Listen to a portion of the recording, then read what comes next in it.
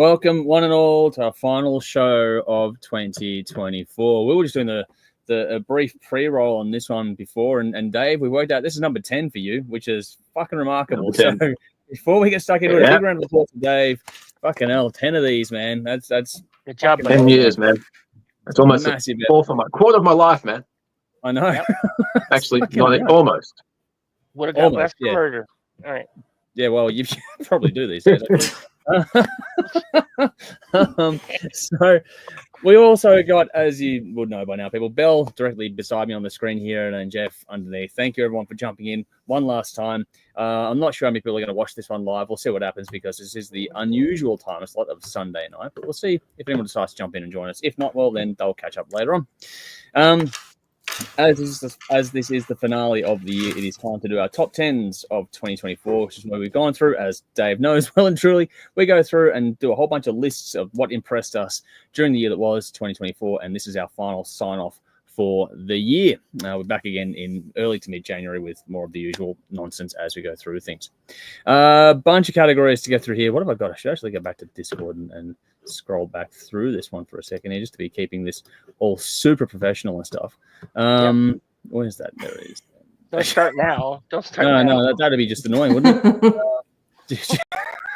Just to keep things rolling on. All right, so the categories for tonight, we're going to do a bit of a preamble at the start, obviously.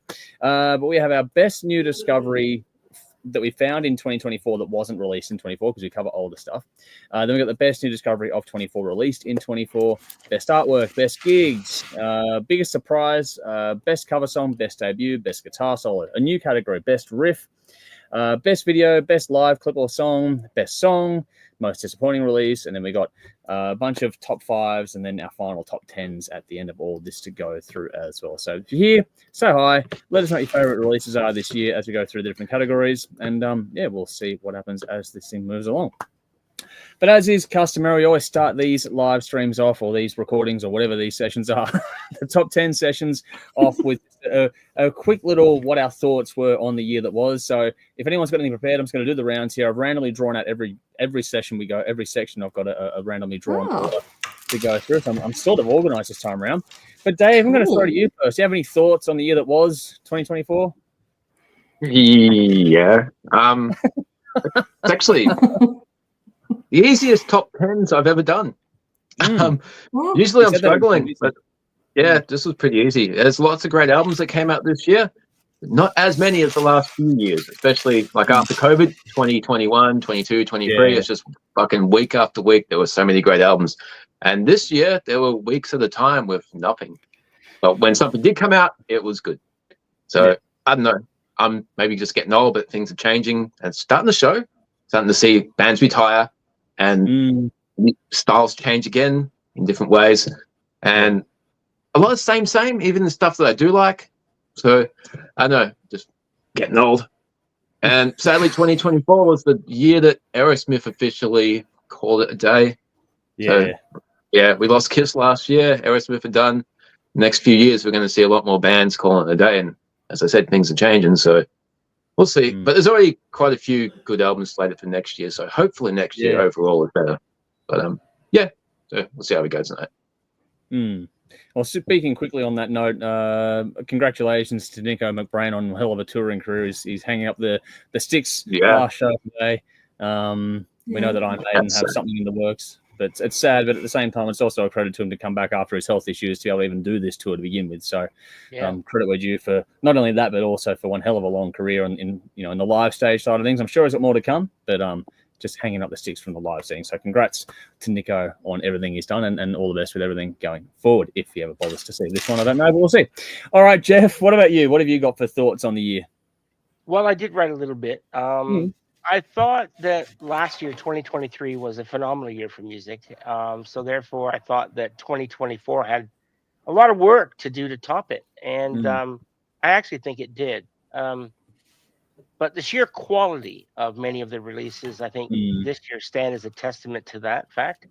And I think as many of you guys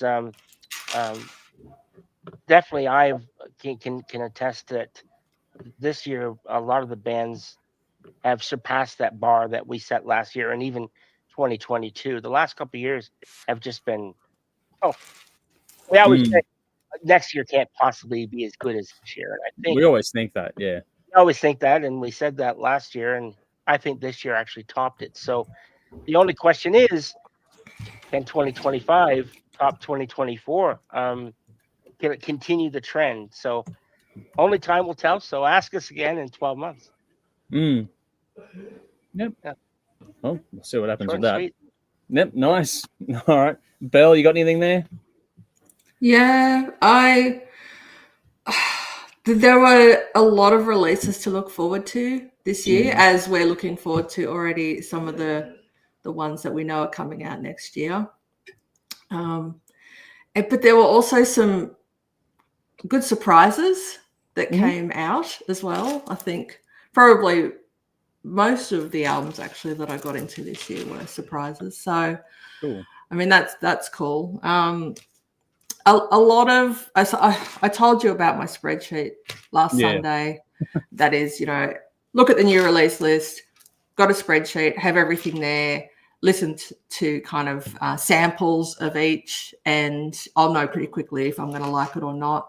Sometimes I'll discover something amazing, as I did this year. But then there's been a lot of weeks that I didn't get the time to do that. It's been a bitch of a year for time. So better luck next year for that. But anyway, look, it's been a good way to discover sort of new things that it isn't coming our way through this medium. Yeah, but look, really, I've just had a great year hanging out with you guys, sharing music, talking about music, listening to music. Yep. It's been fun. This is my third top 10s. Can you believe? It is. Yeah. Far out. But wow. Yeah. Here's to many more. Happily so. Well, yeah, it is another year in the books. This may not have been as productive a year as we've had in the past. Some years are just like that. Dave, you and I have been through it, where some years we just go fucking gangbusters. Other years is like a bit up and down, stop, start. That's what this year was like for us. Normally go over and do a bunch of stats. I haven't got the stats this year at all. This year just hasn't really worked out in that regard. But despite everything, though, we managed to still put together another big year, all things considered, and found, of course, more great music to enjoy. Yeah. That's what this whole thing is all about. That's what this particular session is really about, is go back and looking over some of the things that really impressed us throughout the year and looking back and having some fun with it all. As always with this, we've got a lot to get through, loads of categories, all the usual stuff here. It's our last stream for the year.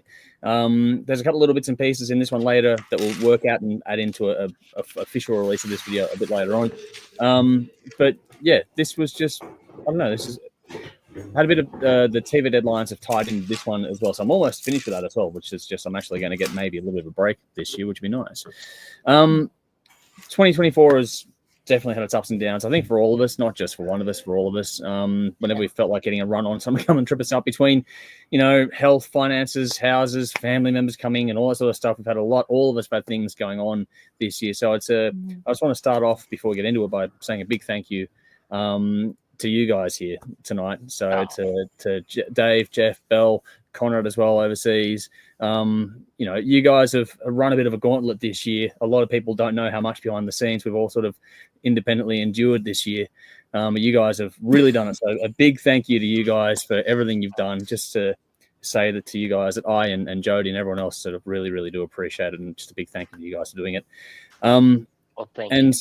On that note, a big thank you to those around you guys as well, the support networks you have, friends, family, partners, whatever it is that you've all got in your individual circumstances within your lives. I know that this doesn't happen without them powering along. And it's a big thank you to Jody on that front, as always, every year to her in that regard. So I know that I can't do without her. So I can only imagine you guys have similar circumstances. So a big thank you to the people around you that allow us to do this nonsense every week that we do as well. Well, I'm thanking people. A big thank you to Patreon supporters, because, you guys have no idea how much that support means to us. It means that things like StreamYard is paid for every month, and other things as well. It means the show, I'm not actually paying out of pocket. I'm not making any money, but I'm not paying out of my own pocket to keep the show afloat, which is fantastic. And I love how that community sort of grown between that and Discord this year. We've had a few changes, obviously, with some things going behind the scenes for my social media accounts. So we've changed some things up, and it's, baby steps, so it's growing and going well, and we're having fun with those things, which is cool. And a big thank you to everyone that watched us on TV this year. Earlier on, I think somewhere around June or May or something like that, we ended up being number 3 on Channel 31, the 3rd most watched program on the network, which still, after all these years, we're still managing to do, I don't know what we're doing, but we're doing something right in that regard. So thank you to all of you for tuning in, whether you watch us on TV or whenever else you stream, or if you've watched a minute of us and commented or whatever else, a big thank you to checking out our stuff this year. Biggest thing.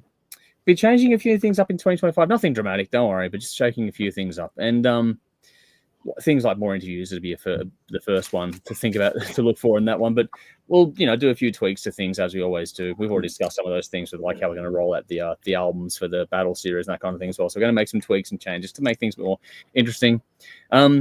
This year was a bit of a feast or famine. I can tell you now, my top 10 lists, it's going to be a big Aussie flavor of mine, because I've listened to probably, even though we haven't listened to as much as usual this year, I've listened to more Aussie music than most years, to be honest. And so I'm looking forward to seeing just how much that is represented in my lists here to go through.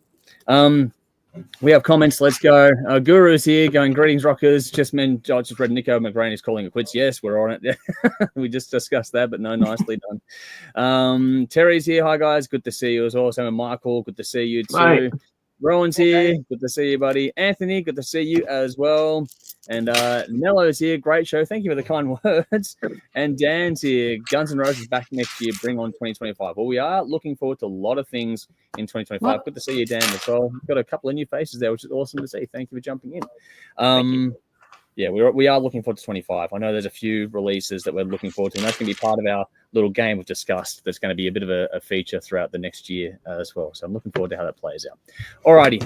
First category, first cab off the rank, is the best new discovery that we made. We found it in 2024, but it wasn't released in 2024. It's a separate weird category because we do things like over discography deep dives for Patreon and other bits and pieces we do. There's always some older stuff in there somewhere along the way. So we want to give a bit of a light on the stuff that was new to us, but it's not new in general, so to speak. So with that being said, I'm going to go first on this one by the predetermined order I've got going on here. It was an interesting year in this regard for me, because we're not, getting into as much as we sort of hoped. So I've dipped into something a bit left of center for this idea for me. Just some honorable mentions first. The live albums and the soundtracks was part of the battles. There were some discoveries in there that I hadn't checked out before that were really cool, and just finding some new music via the battle series is always fun.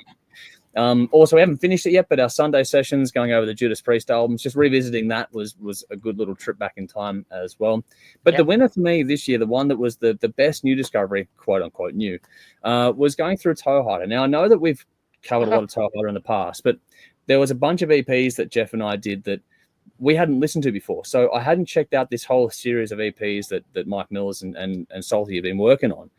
And it was just really good to sit down and go through those things and just realizing just how good and talented an artist Mike Mills is, and how insane he must be to be able to output that much great stuff all the time. So that was my winner for this one. It's a band we've covered. I know that it's not a new discovery, quote unquote, but finding that little bracket of EPs was a bit of a unique one this year for me that I'm grateful that I got to do that. So that's my one for this year. Next up, I'm going to go to Dave. What have you got for us? This is new discoveries that isn't from this year, right? Yeah. Spotify is fun because you get recommended a band, you listen to that, then you read up the little thing and you find out what other bands they're from. So Floor Jensen has a band called Northwood, which is like a one-off project, which was really cool. And the guitarist in that is from a band called Pagan's Mind, which I had heard of but never actually listened to. So after listening to that album, led me to this. And Pagan's Mind was very cool. I don't know if they're still around or anything, but the couple albums that they have out are really good. So if you haven't heard them, give them a go. Nice. Cool. Alrighty. Jeff, over to you. Initially for this category, I was like, oh fuck, like what am I gonna write? So it's funny because I'm gonna follow up on something you said. So I thought about this for a long time, and I really didn't think I could answer it. And the simple reason was this show, because besides the fact that I'm just a small part of it, I've learned about so many great bands through my participation in this. I couldn't speak for a second there. But even if I wasn't involved behind the scenes, I would still be learning so much about great new music that's out there. And I think that's what, for me, makes this show great, is the fact that it is introducing me almost in a, leading by, basically pulling my hand and say, you need to listen to this. And otherwise, I wouldn't have listened to it. I'd be like, okay, whatever. But this show sort of is opening up my my palate, I guess, for lack of a better word. But also, I thought about Toehider as well, and I fully agree with what you said about Toehider. Toehider, obviously, I knew old. I knew about them before, but really doing that deep dive that we did this year, holy shit! Like that, I can't say enough. And I think I said to you before, I think Mike Mills might be my favorite Australian musician, just because of what he does, and it's huge in the scope, and I don't know where he gets the inspiration to do what he does, or the ability, the technical ability. He's fucking amazing. So and Salty as well. So that's, I'm basically just mirroring what you said. So hope you don't mind. No, not at all. It works. I'm glad it's not just me, if that makes sense. Yeah, no, absolutely. Alrighty, final one for this segment. Belle, what have you got for us? Well, also thanks to Spotify, like nice. Dave said, although not through an artist that I already knew, but just I don't know how this band came up. I think it might have been something to do with their name, which happens to be a Dream Troll. I came across this band called Dream Troll on Spotify this year at some point for some reason, and thought, give it a listen, and fucking absolutely loved what I was hearing. And since it was months ago, I have not stopped listening to them. In fact, I think they were my, how the Spotify, what's it called? The thing that's Wrapped. Yeah, that was my 4th most listened to artist. Wow. This year. Wow. Just behind In Flames, which is high honor. That's saying something. It weren't my first, which I feel guilty about. But anyway, if you can indulge me for a moment. So you know what it's like. You have to support bands that through merch. So I said they're from the UK. They're from Leeds, I think. Leeds up in the north. So they sent away. I'm like, I gotta buy their merch. So they sent me, that's their first CD. That's their second album, Second to None, which is my favorite. I fucking love this one. That's the EP they released in 2021. It's the last thing that they released. So I don't, that was 3 years ago, nearly 4 years ago. Got poster, everything's signed, by the way. Wow. Like that's everything. Cool. That's personalized. Yeah. So if they ever see this, thanks so much, guys. Fucking awesome. Love your work. Please put out more music, because I need more. It's suck to find a band, and then there's this limited amount of music, and that's it. So it can be like that. It can be like that. So Dream Troll. Fucking awesome. Nice one.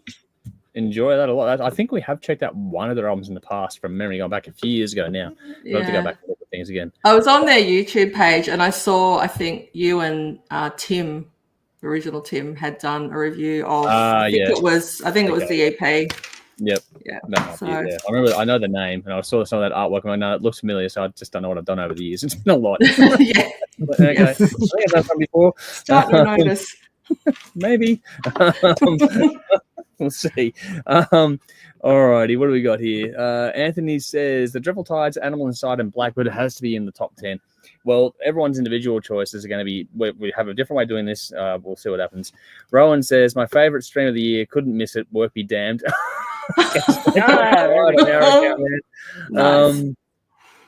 What do we got here? Mr. Rowan also, my favorite non-24 release was a great symphonic prog power metal band that YouTube recommended me, but it seems I didn't bookmark them. So equal favorite was Kikolero's Open Source from 2020. Nice.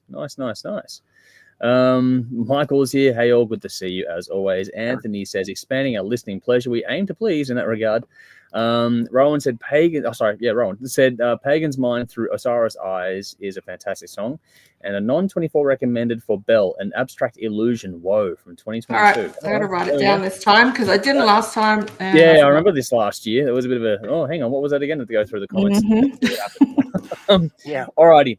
Next segment is the best new discovery we found in 2024 that was actually released in 2024. Now we've done the old stuff, trying to get into the new stuff now. It's easy, like I was saying. This is where this is the same thing as the last category, but the difference is that now it's from releases within 2024. I drew myself out first again for some reason. I've got a bit of a run, which is weird for me. But anyway, so some mentions here first and foremost. I'm going to go with the Dreadful Ties. I'm not 100% sure on how much we have or haven't covered in the past, but I wanted to give them a shout out because, this was the year we interviewed them. This is the year that we've gotten really behind the scenes involved in a few of their bits and pieces and helped them promote their launch and stuff. So, and being able to play things and being, able to hear songs for the first time and get to videos the first time and that sort of stuff. So I want to give them a bit of a shout out in this regard because even if they're not a quote unquote brand new, I'm just not 100% sure if we played a clip of theirs last year or not. These guys have just impressed the absolute shit out of me this year. I want to give them a shout out there as well. Freeze the Fall is another one of my mentions here. A big thank you to Patreon people for this one. I love what this young band are all about, and the future is super bright for these guys. I said there's some Aussie flavor. This is where it starts. Battlesnake, an Aussie band. This one's a bit different. We'd never covered this band before, but they've really got my attention between the videos and the music they released this year. They're a strange little band, but fuck, I love what they're doing, so that they're cool. But for me, the winner this year of the 2024 discovery in 24 was the Southern River Band. Now, we had been getting pounded in the comments for a lot of the people were saying, you got to check out this band. We hadn't bothered to listen to a single note of their stuff until this year. We did the Backyard Banger segment. We went back and did that live album thing of theirs. And then after that, they released the DIY album. So we picked a good year to discover, quote unquote, the Southern River Band. That DIY album is going to feature later on. I think this is a great Aussie band. If you love anything pub rock related that still goes beyond that as well, this is a band that will and should get your attention. I know Justin Hawkins has raved about him on his thing, but they deserve any and all credit that they're getting and any and all publicity they're getting because these guys kick some serious fucking ass. So my best new discovery of the year was the Southern River Band. What else can I say about that? That's me. Dave, how about you? I'm going to have to skip this one. I'm prepared. I'm sorry. That's all right. It's all good. We'll skip one and go to Belle. What have you got for us? I discovered a band from an album that came out this year, and this was a spreadsheet discovery. And they are called Ancients. Oh, yeah. Cool. Yeah. They're Canadian, really, I believe. Yep. Really good. So they're really good kind of, I don't know how you describe them. They're kind of metal cross with like post-rock. They kind of switch feels and sounds, and but they just it's really smooth transition wise. So I think from memory, the album they released this year was their first in a long time as well. Yes, it is. I think 2018 around then was their last one. So I actually haven't gone back and listened to that, so I should do that. But anyway, over Christmas when I actually have a bit of time, I'm not trying to plow through album after album. But anyway, there are worse problems, right? Yes, there are definitely worse problems. Nice. All right, Jeff, round out the segment. Yep. This one was kind of easier for me. I thought about all the great bands that I listened to this year, and truly did discover a lot. But for me, none were greater than Carmeria, Tragedy de Mort. That album just fucking blew everything out of. I just couldn't believe how good that album was. So that is my best discovery for an album that was released in 2024. Yep. Nice. Well done. Cool. Bash is here saying, good evening all. Saw Dead Sea Ruins 10-year anniversary concert last night, and they rocked. They were the nicest guys. Bought their Shockwave album. They signed it for me. They are good guys. I have a lot of love for Dear Ruins. Good. They They're are fucking fantastic. awesome live.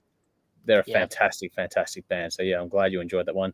Anthony says, Animal Inside via Rocks. That's my new favorite song of theirs, by the way, mate. So, yeah, I do love that one. Rowan says, I'll use this category to shout out to a new Melbourne prog metal band called Peon. They released a very cool little EP. All right, Rowan, you're going to have to get in the chat and send all these things to us, man. Yeah. Struddy's here going, hey, Legends, good to see you, buddy. We did give you a shout out already for for TDT, so it's good to see you as well. And thank you again for the clip. Your clip, Animal Inside, is going to get a run on our New Year's episode coming up in a couple of weeks. So there you go. Vinny's here. Good to see you. Happy birthday, Jesus, to you all. So there we go. There's Vinny. Good to see you, pal. All right, next section here, next little list to go through is the best artwork from a 2024 release. Straightforward category, this one. Whichever one got our attention for the artwork side of things is what we're going to run through. Again, in the next category, I don't go first, but this one I go first again. I actually went through and found a few this year that was actually kind of interesting to me. My Wrath with Karma. I love the sort of fantastical setting of that one. It's not as simple as it appears on first glance. There's a bit more to sort of take in there, a bit more depth, which is cool. I liked the End Machine with the quantum phase. It's kind of like the antidote to that one. It's such a sci-fi feel that I thought was really cool on that one as well. Judas Priest, Invincible Shield, underrated album art, I think. Just the colors pop, and it's just a very simple, understated logo with the shield and that there, but it works. I thought it was really well done. And another one here, an Aussie band, Ancient Remains, with their debut EP, Burn It All. Putting the world on fire is kind of hard to ignore, especially when Australia is like right front and center of the in the middle of it there as well. It's a very cool little bit of artwork. I thought it was nice on that EP. But my winner for this one, my actual winner, was the Omnific with the Law of Augmenting Returns.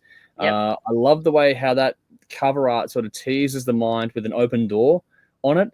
And it suits the album because, the whole thing between the music and the artwork and that, it's just meant for your imagination to take over. There's no vocals, no lead guitar work, none of that sort of stuff. It's just it's not ambient music. It's very technical and proggy stuff, but it does allow your imagination to take you on a bit of a journey. So I think the artwork was perfect for that setting of the music, and I just thought they did a really good job. It looks fantastic for me. So that's my pick of the bunch. Jeff, how about you?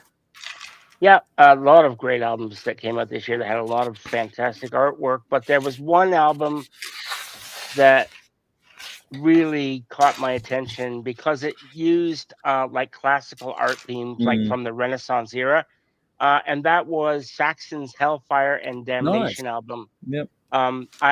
Because that whole cover art is the whole battle of Lucifer's battle between and the battle for heaven and all that stuff. Loved it. Thought it was so well done, and it really harkens back to some of that Renaissance art that we saw back in the 14, 15, 1600s. So really, really cool shit. I liked it a lot. Nice. Yeah, awesome. That's it. It was just one. I mean, there were so many, but I literally chose one. Everyone, we'll move through this as we move through this. There's no real sort of set timeline. We can be short or long on this. It'll be what it'll be. Dave, how about you? I'm going to go with the artwork for Ghost right here, right now. Nice. Because there were lots of subtle and not so subtle symbolism for the movie, the ghost mythology. Even the clergy symbol on the clock is pointing to number 5. So if you know the mythology, you know what that means. So there's some clever shit like that. I thought it was really well done. So Ghost with right here, right now. Nice pick, man. Nice pick. I got a funny feeling that one's going to feature a little bit tonight as well. There's a few. Yeah, I don't know, man. All right, Belle, wrap up this one for us. Okay. So back to Ancients, I think, and I've come with props, guys. Visuals to help. I can't see. Do I need to put you in solo mode for this? That way. This is the Ancients. Yes. Beyond the Reach of the Sun. Beyond the Reach of the Sun. Yep. That's cool artwork. Very kind of, not again, but like kind of sci-fi-ish vibe. I really like the landscapes. I'm really quite drawn to sci-fi landscapes, whether they're kind of out of space or on an alien planet or, my geeky love of sci-fi. So that one, and there's a bit of a theme here. So this is another band, Paralydium. They are another prog, sort of feel good sort of classic prog type music. I like that. Yeah, they are. Yeah. So that's another cool like one. If you're a fan of Stargate, you'll like that one. Yeah. Just another alien landscape with this time with planets in the sky. But again, landscape. You see what I mean? Like once I kind of printed these out, I'm like, do I have a style? You have a type. I do have a type. And funnily enough, I have a lot of this style of artwork on my, like phone backgrounds. Okay, You can pick your image. So yeah, this is a good album too, actually. That helps. I think these guys are from. It's came out obviously this year, but yeah, again, prog. Anyway, so they're my 3 albums. Cool. There we go. We got some artwork in there. What do we got here? Rowan says, Mammal, the Penny Drop might be my favorite from this year. Also love Sunburst, Manifesto, Disembodied Tyrant, The Poetic Edda, and Towhide, or Horse EP. Horse EP, yeah, that was a special one. Michael's here going, hi guys, good to see you as well. Anthony's Where's going, Jolly? cool. Rowan's gone, that Ancients one is cool. That's a very cool band.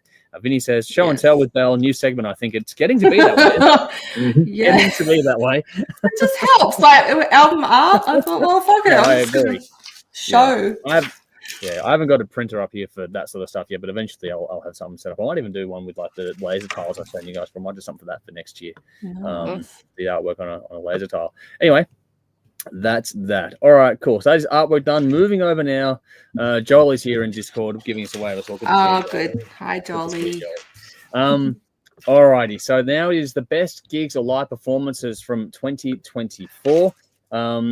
This is where I'm basically, you guys have all been to gigs. I haven't, so I'll just put myself last on this one. I've got one little reference I can make here, but let's go to Dave first. What was your standout gig or live performance from the year?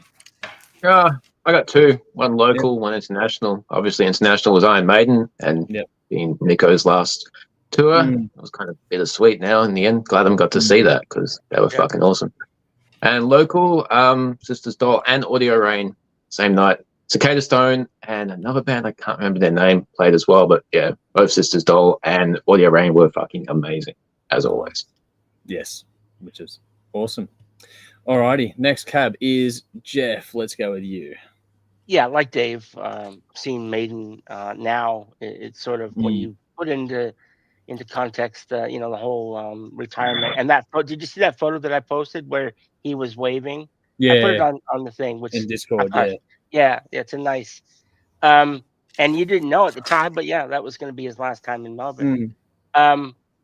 So look, I think that was a pretty big highlight, but I think my favorite was I think it was 2024. Maybe it was 2023. No, it was seeing Ghost. It was 2024, surely. Yeah, Ghost. Yeah.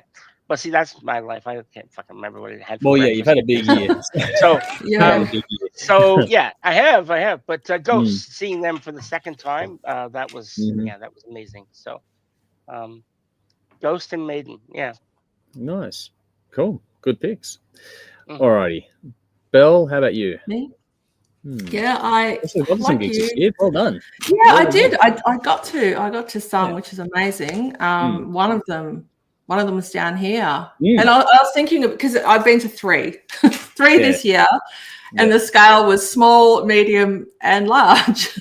Funnily enough, so I kind of got the full spectrum of. Well, not the full. I didn't go to a festival this year. That's giant, I guess, if you're going to go up in that scale. So small being the most recent one, which was North Lane and Inertia, came down to Hobart. Yeah, saw them at Alta Bar. Fantastic gig, fantastic bands. Way back in February, I saw In Flames and Creator at the Enmore Theatre in Sydney. Yeah, fucking great. In Flames, in case you didn't know, are my favorite band. And I mean, Creator have just always been there as long as I can remember getting into metal, but hadn't seen them before, and they fucking were incredible. Yeah, amazing band, live band. And Iron Maiden and Killswitch Engage. No one has mentioned them. No, I didn't think Dave would. No, For all the They wrong made reasons. made the kill switch. So yes, I'm glad to see Nico. You know, before his touring retirement, he. Not to put a downer on it, I was watching him and he looked like he was ready to retire. Like he wasn't shit or anything, but I think I've like, mate, you just. I wanted to put him to bed, like not in a. No, I know what you mean. You know what I mean? Like I wanted to. Way, yeah, exactly. Just take care of him. So I'm sort of relieved to hear it that he was. Yeah. But he's still going to be involved in everything. Which is he'd probably be on the next album for sure. Yeah, he'll be doing something. If he's not playing, he'll be Guarantee. writing or whatever. Yeah, I guarantee he'll be involved with that trademark made. And he's so much part of the sound now too. It's not even close to funny ever since. Peace of Mind. That's what he jumped on. Yeah, we should have like a poll sometime in the new year. Is like who we think they're going to be. Their new drummer will be. Well, we'll see if they announce it. It sounds like they're going to announce really soon. Yeah, I don't think they're going to wait that long. But yeah, we'll see. I think they're going to give this one a bit of a week or so, and then they'll. I don't think they'll wait. It's on the official statement they released. It said it'll be released really soon. All right. Well, the tour doesn't start till whenever. Yeah, and they don't waste time. They don't have a lot of downtime, that band. So we'll see what happens. Well, this has been in the works for a long time. You know that this is not something they just thought. Hey, I'm going to retire tomorrow. Yeah, like this has been. I bet he said this. I reckon they planned this ever since he got sick. To be honest, they had a backup plan then in case he couldn't make it back, and now they're just going to follow through on the backup plan. That's what I think they would. He did one last tour. But I guarantee you, it'll be somebody we don't know. It'll be some never heard of drummer. Because I mean, you're not going to get like. I was jokingly saying like if Mike Portnoy had not joined. No, let's do a quick one. You know who I'd love to see? Mickey D. Yeah, he could do it. I reckon Mickey D could do it.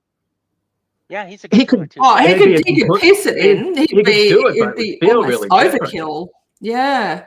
He can play a few different things. I don't think he's I think he's not. No, he's got different styles. I mean, he's with the Scorpions. He's currently in Scorpions. He's been with Motorhead. He's been everything. So yeah. He's currently in Scorpions. So he could do it. Oh, he could do it. Easily do it. I just I don't know. No offense to Nico, but I don't know if it'd be challenging enough for Mickey, unless he wants to. I don't know. Yeah. No. If someone says you want to come through with Iron Maiden, I think anyone would jump at it. But I guess so. It'd be cool. I'd like to see him drum on, say, Bruce's solo stuff, because that's a bit more. That'd be interesting. Yeah. Dynamic, a bit more sort of. I think I remember this. I don't know if it's still true, but I remember reading years and years ago that Nico has actually had a world record for the fastest single drum kick. Wow. Single drum kick, world record for that. And I believe it. All right. So I remember reading it. Now I haven't looked it up. I couldn't tell you if it's still valid, but he did have it. All right. I'm going to move us along. I'm going to do one quick mention here because it's as close as it's going to get to being a live thing for me, unless I do a day trip in somewhere else or do a 4-hour, 5-hour round trip. But the one thing I was home the day it happened, so whilst I didn't see it in person, I was doing it online as it was happening, watching it play out in social media land was about as close as it got to me this year, and that was the Gojira performance at the Olympics. That was just a fucking. What the fuck? That was, I mean, fuck. That was just the way it opened up and the way it was just no fucks given. They were allowed to be as heavy as they wanted to be and just had to meet a few, select criteria. And the way that everyone was talking about it afterward too was just even non-metalheads are like, holy fuck, this was, it got everyone's attention in the best possible way. There was no one said anything negative about it at all. And, that's a credit in this day and age, especially. But I just thought that little moment, being able to watch that play out in time, was as close as I got to being at a live gig this year. And I can't not mention that because I think everyone knows that everyone. If you saw it, if you've listened to it, it's just bang! What a fucking moment in metal history to get that band playing that song at the Olympics with that setting. Fuck, knocked it right out of the park. That was just, I don't know if that could ever be topped. It's in epicness. Just the moment in time aspect of it is just wow. that happened, and we're all here to see it, kind of thing. And that's why it's sort of like that's his little moment in 2024. It's the biggest gig in the world when you think about it in those terms. Like it's the most televised concert. Yeah, I guess. Pretty much. Yeah. Yeah. So, and when everyone was talking about Celine Dion, Gojira was getting the same amount of mentions, kind of thing. It was hectic. She played, did she? She was there? She performed okay. for the first time in forever. I didn't pay attention. Yeah, everyone was watching because she got that stiff body syndrome. So it's like, But yeah, when everyone's talking about, that's right. She looks like Eddie on the front cover of the First Time Maiden album. Pretty much, yes. Pretty much. All righty, let's go to the audience. What do we got here? Sorry, Ron, I did see a message in Discord. Yes, I'll be able to link you back into Discord. I don't know why the links don't work for you anymore, but I'll fix it up for you tomorrow. Michael, you got a lot of gigs, don't you? We know that one. My standard gig for this year was Indonesian metal band Voice of Bassprod. I heard very good things about that show, so I'm glad that one got your nod there. Vinny says Shotgun Mistress and Audio Rain at the Leadbeater Hotel was outstanding. Nice. Good to see that one out there too. Audio Rain, feeling love, Dave. Definitely. Now, for those that haven't seen Audio Rain yet, go and check them out. They're fucking go see them, man. Yeah, definitely. Yep. Rowan, annoyed that I missed Leprous last month and was too slow to get a ticket for Lorna Shore next year, but I do at least have a ticket to see Ginger early next year. Fave live from 2024 was Toe Hider. That would have been fucking special seeing that live. Yeah. What do we got? Vinny says, I'm sure Tetra's back by then. However, I'm sure going to see the Butterfly Effect in Torquay in February. We'll be back before February, so yes, we'll be back and you'll be able to go and see the show and you can tell us about it when you get back. Anthony says, the Screaming Jets at the Forum in Melbourne rocked, but locally Stone Trip Musicland bummed out that TDT had to put their EP launch off until January 12th. Hope Jimmy's better. TDT in the room, yeah. Fingers crossed. Everything I've heard from them since that whole thing went down is that things are on the mend, so to speak, in for TDT. So that'll hopefully all go to plan January 12th. But yeah, there's some cool bands in that little list you've put through there, mate. So well done. Michael says Killswitch were great too. Jolie brought their shirt. Maiden's sound was great, as in mix. Everything sounded good. So there we go.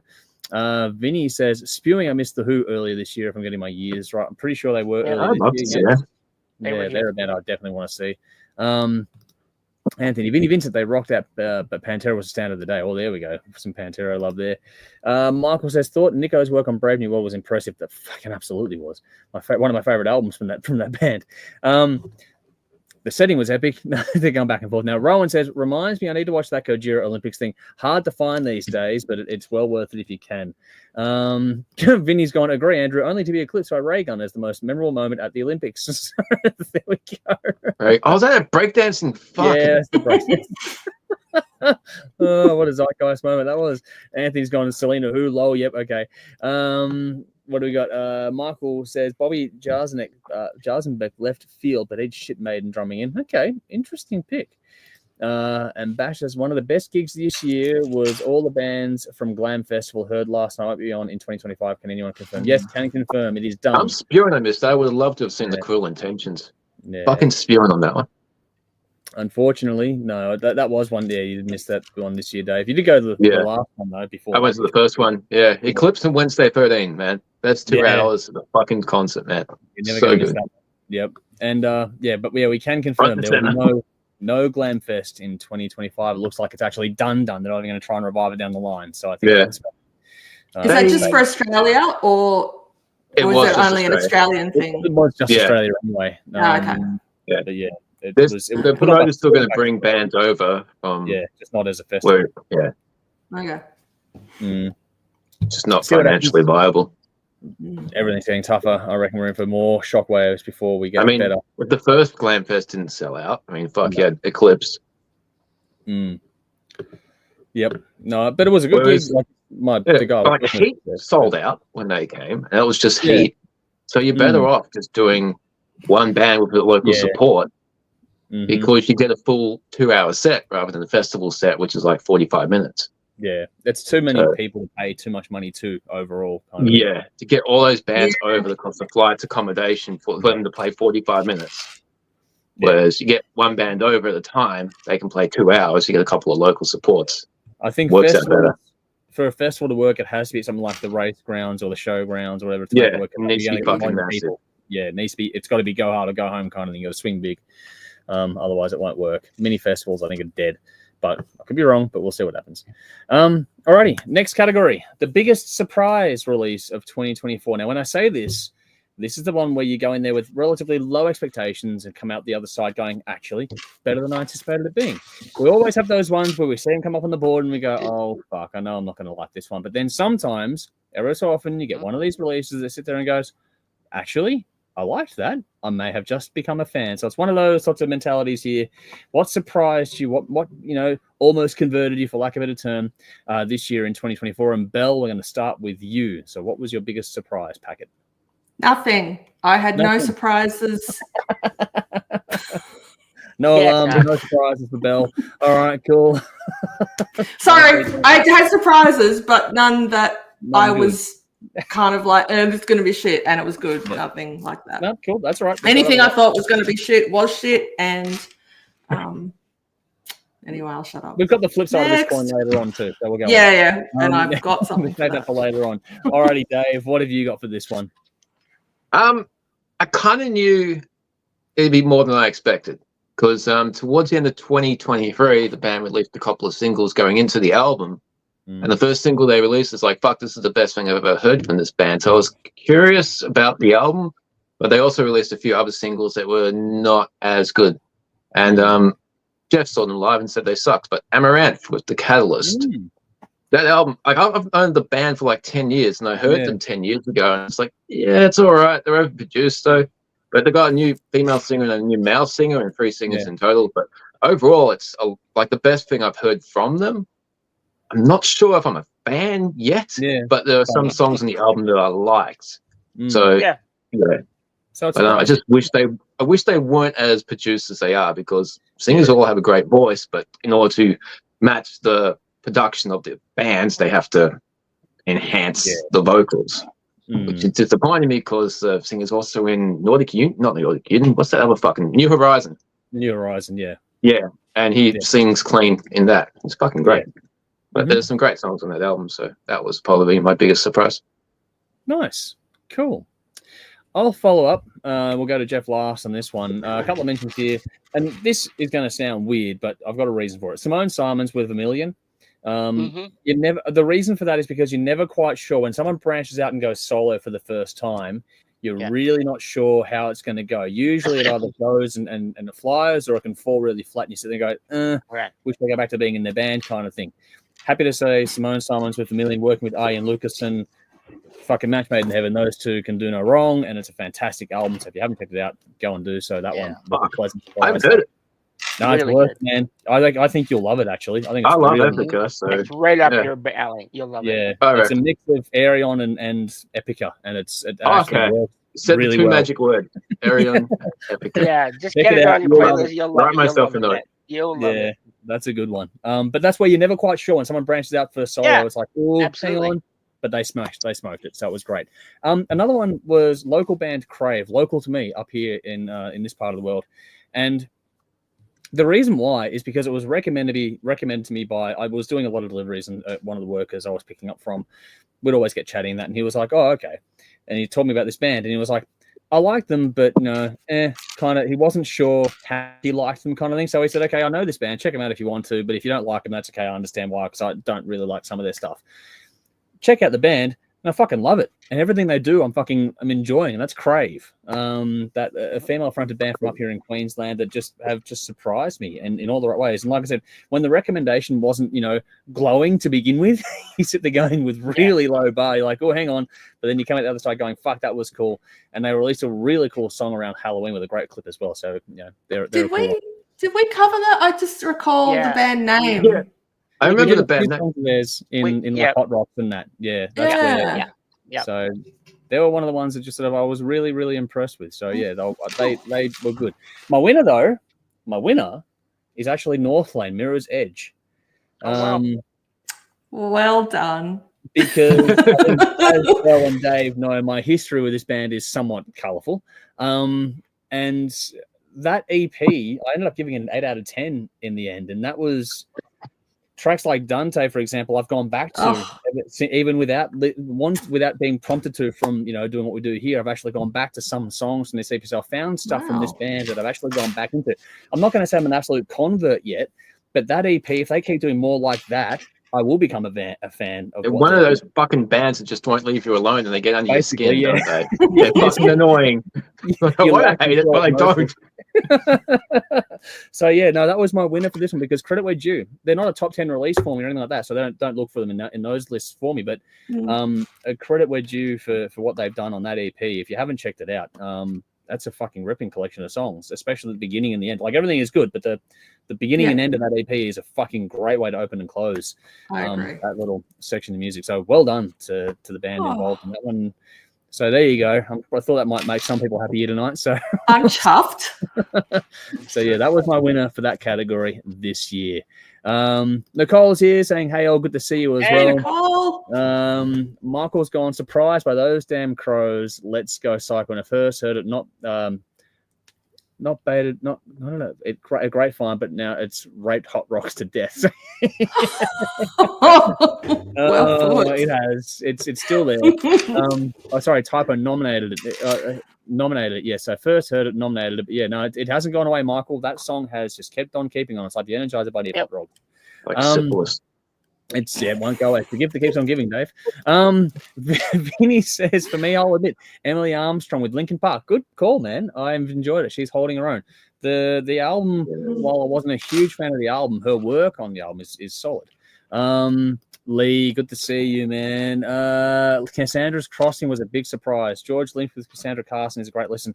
I've checked them out before, so I was very happy to see them putting out a new album this year. So that wasn't a new surprise for me, but they are a very good outfit. Michael, apparently Simon Dawson, FRP, British Lion, is stepping in for drumming for Maiden. Okay, there we go. All right, interesting pick there. Hard Music God saying, "G'day, all good to see you as well." Vinny says, "Black Moon June's new album, The Witch Hammer, is one I can highly recommend. Also, good stuff, that band." Nicole says, "Was just in the pool watching The Distant Lightning." Ooh, there's lightning up there. Nice. And Basher says, "Borgnaga, Fall, black metal surprise. I liked it a lot. Interesting band too. That one, very interesting band. Have checked out the singles that have come through from them, and that's been interesting." Alrighty, next category is best cover song. Yes, Chef. Hold on. Yep. I'll tell you who my.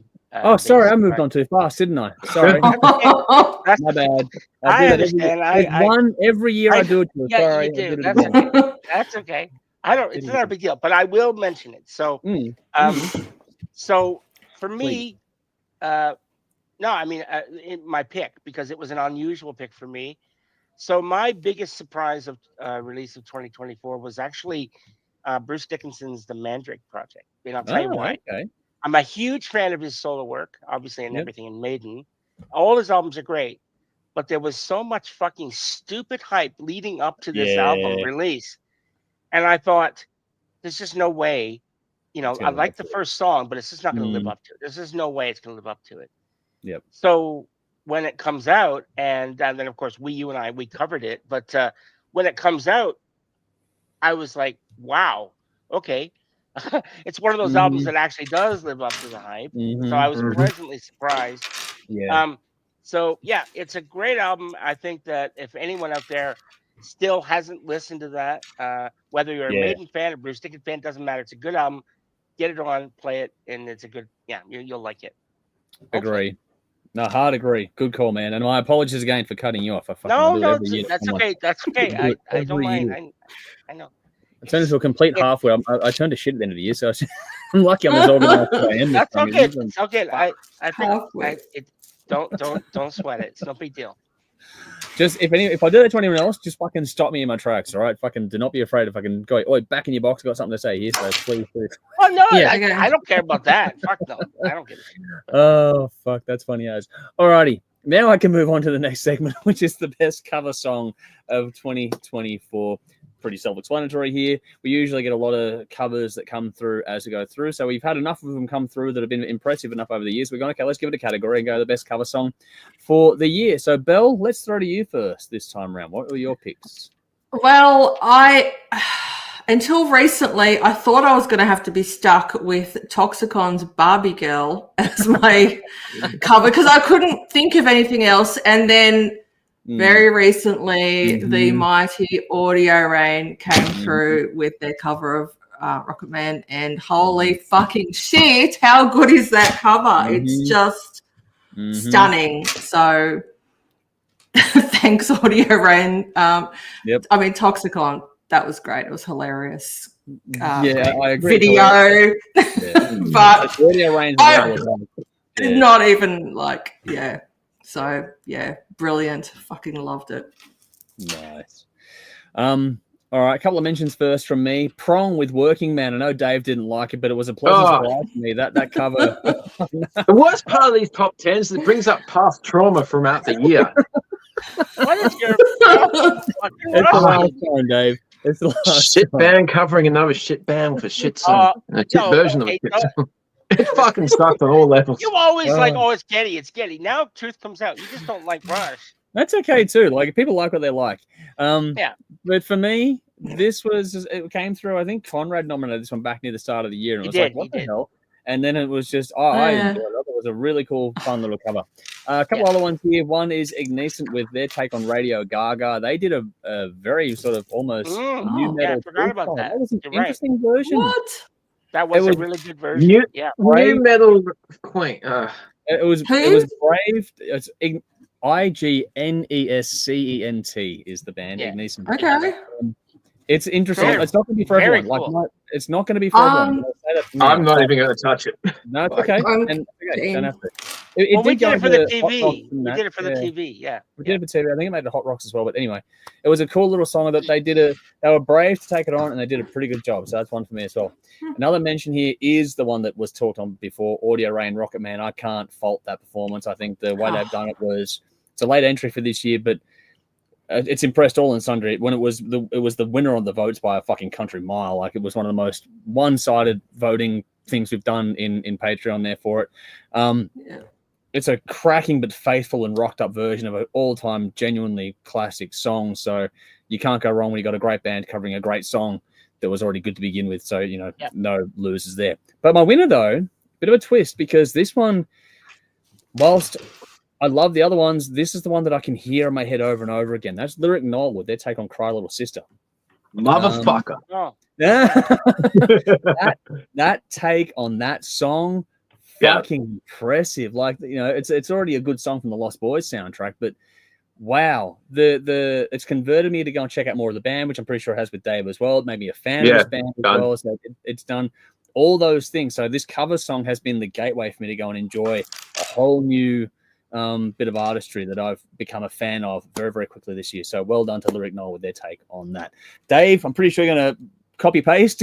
Yeah, almost. Yeah, like Lyric Knoll also covered Running Up That Hill, for fuck's sake, and it's really fucking good.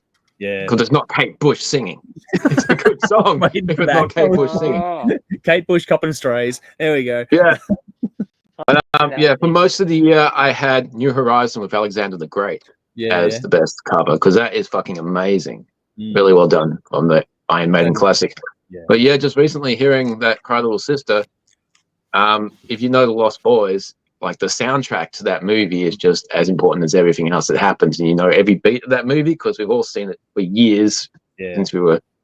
So that's just that song will give you visuals from the movie, and not many bands can cover that effectively, and so many bands have tried. This is the only one that I know of that can do it justice and still have a modern take, which is really hard to do. So it's got to be that one. That was cool. Nice. All right, Jeff, I won't forget you this time. No, that's okay. Look, so mine came quite late as well, late in the year. I thought about all the different songs. I had forgot about that Ignatian one. That was a really good song. But like Bell, my favorite song was Rocket Man by Audio Rain. That was such a good cover. And as I said, I'm really critical of bands that do cover songs. I hate it mostly because the ones that try to change it and make something of their own. And I think, no, just play the fucking song, you know. And these guys, Audio Rain, they knocked it out of the park for me. So great version. And I can't speak highly enough of it. Yep. I think we all agree on that one all around. I think there's no one going to say a bad word about that fucking song. It was fantastic. Yeah. What do we got here? Hard music. Oh, say Candy, It's Inside You. Unique, cutting edge, killer track. Such a surprise. Okay, we're going to check that out. We're getting all these lists here. I'm going to check this out. Audio Rain with the thank you, but then the rocket. Well done, playing on the emojis there. That's nice. Well done. Anthony says, does the reader of House of Pain by TDT with Jimmy at the helm count as a cover? Not, I don't know. That's a bit trickier, that one. Anthony also said, so many new tracks to listen to after this stream. Cryologist will be up on that first. Yes, please do. It's a great version. Audio Rain, Nice Sharks. Thanks, legend. More than welcome. We wouldn't say it if it wasn't true. I think everyone knows that by now, but us, we say the fucking truth, and that's how it is. And Vinny's here going, thank you, Audio Rain. So there we go. It is a great version of a great song. So well done to everyone involved. Again. Highlight of the year. Elton John is so hard to do, really, and do it faithfully well. Yeah, revered. It's brave. Absolutely. It's very revered. And so you either going to do a really good job, and very few do, or it's going to absolutely fucking blow. And this was just amazing. So, there's a little window to thread in between. Oh, man. If they have got other Elton John, I would love to hear it, like Your Song or fucking anything. That would just, do it. Do it. All right. Next category, folks, is the best debut of 2024. This is where we give our love to bands that have dropped their debut release, be it, a single, an EP, an album, whatever it is, it all counts. But the best debut we found in 2024. Dave, you get to kick us off on this one. I suck. Look, I tried to go through previous notes. I couldn't really find or remember anything, but I got nothing for 2024. I'm sorry. No drama. All good. Alrighty, so move over to Belle like last time. We're going to rinse, repeat. So what have you got for us this time around? I found this album very recently. I've only had actually one, maybe two listens through, and it's a progressive metal band from Denmark called Advocacy, and the album is The Path of Decoherence. I guess that's how you'd say it. They are a self-described blend of classic prog metal, death metal, and jazz, and I would say that's fair description. So for something a bit different, check it out. But yeah, debut album, so yeah, look forward to kind of getting more familiar with it. As I said, don't know it that well, and keeping an audience on them. Okay. See if they do anything else. Nice. And they're from, my second favorite area of the world. Australia being the first, obviously. Yeah. We got to be look after our own first, but yeah. All right, Jeff, I won't forget you, but I'm going to go next. A quick mention to Simone Simons again for all the reasons that before. It's a debut album. It's that fucking good that it's worth mentioning again. That album, Vermilion, is so good. So good. So please do go and check it out. Because it's her debut solo, that's why it squeezes in this one here. A big thank you to our Patreon supporters here with Freeze the Fall, the EP Thrones. That's a band that have impressed me this year, so they're very, very cool. I think they've got their EP back on streaming service, so check today. Very, very cool. Check that band out, please, dude. They've not got a bad thing there. Dave, this might be one that might squeeze in for you. Crossbone Scully. They released their debut album, Evil World Machine. We've done a few tracks that I haven't listened to the album in full yet, but what I have heard, this is the band that got Mutt Lang out of retirement to produce it. That alone is pretty cool. It's it's the link to Alice Cooper. I'll have to give that a listen. I think I've only heard one song. It was all right. But they've done it. The songs I have heard, I haven't listened to the whole album yet, but the songs I have, they're very, very cool, and I've enjoyed them all. Yeah. They're one of the ones I it's Alice Cooper's band, and they're a fucking great band themselves. Exactly. Yeah. I want to go and check them out during the break. It's one of those ones I want to get to. But my actual winner for this one is I have listened to a lot. We haven't reviewed it this year, but it's an Aussie artist, and they're called Emergency Rule. They released their debut album, The King of Ithaca, back toward the start of the year. And this is a beast of an album. Like I said, we haven't gotten around to reviewing it yet.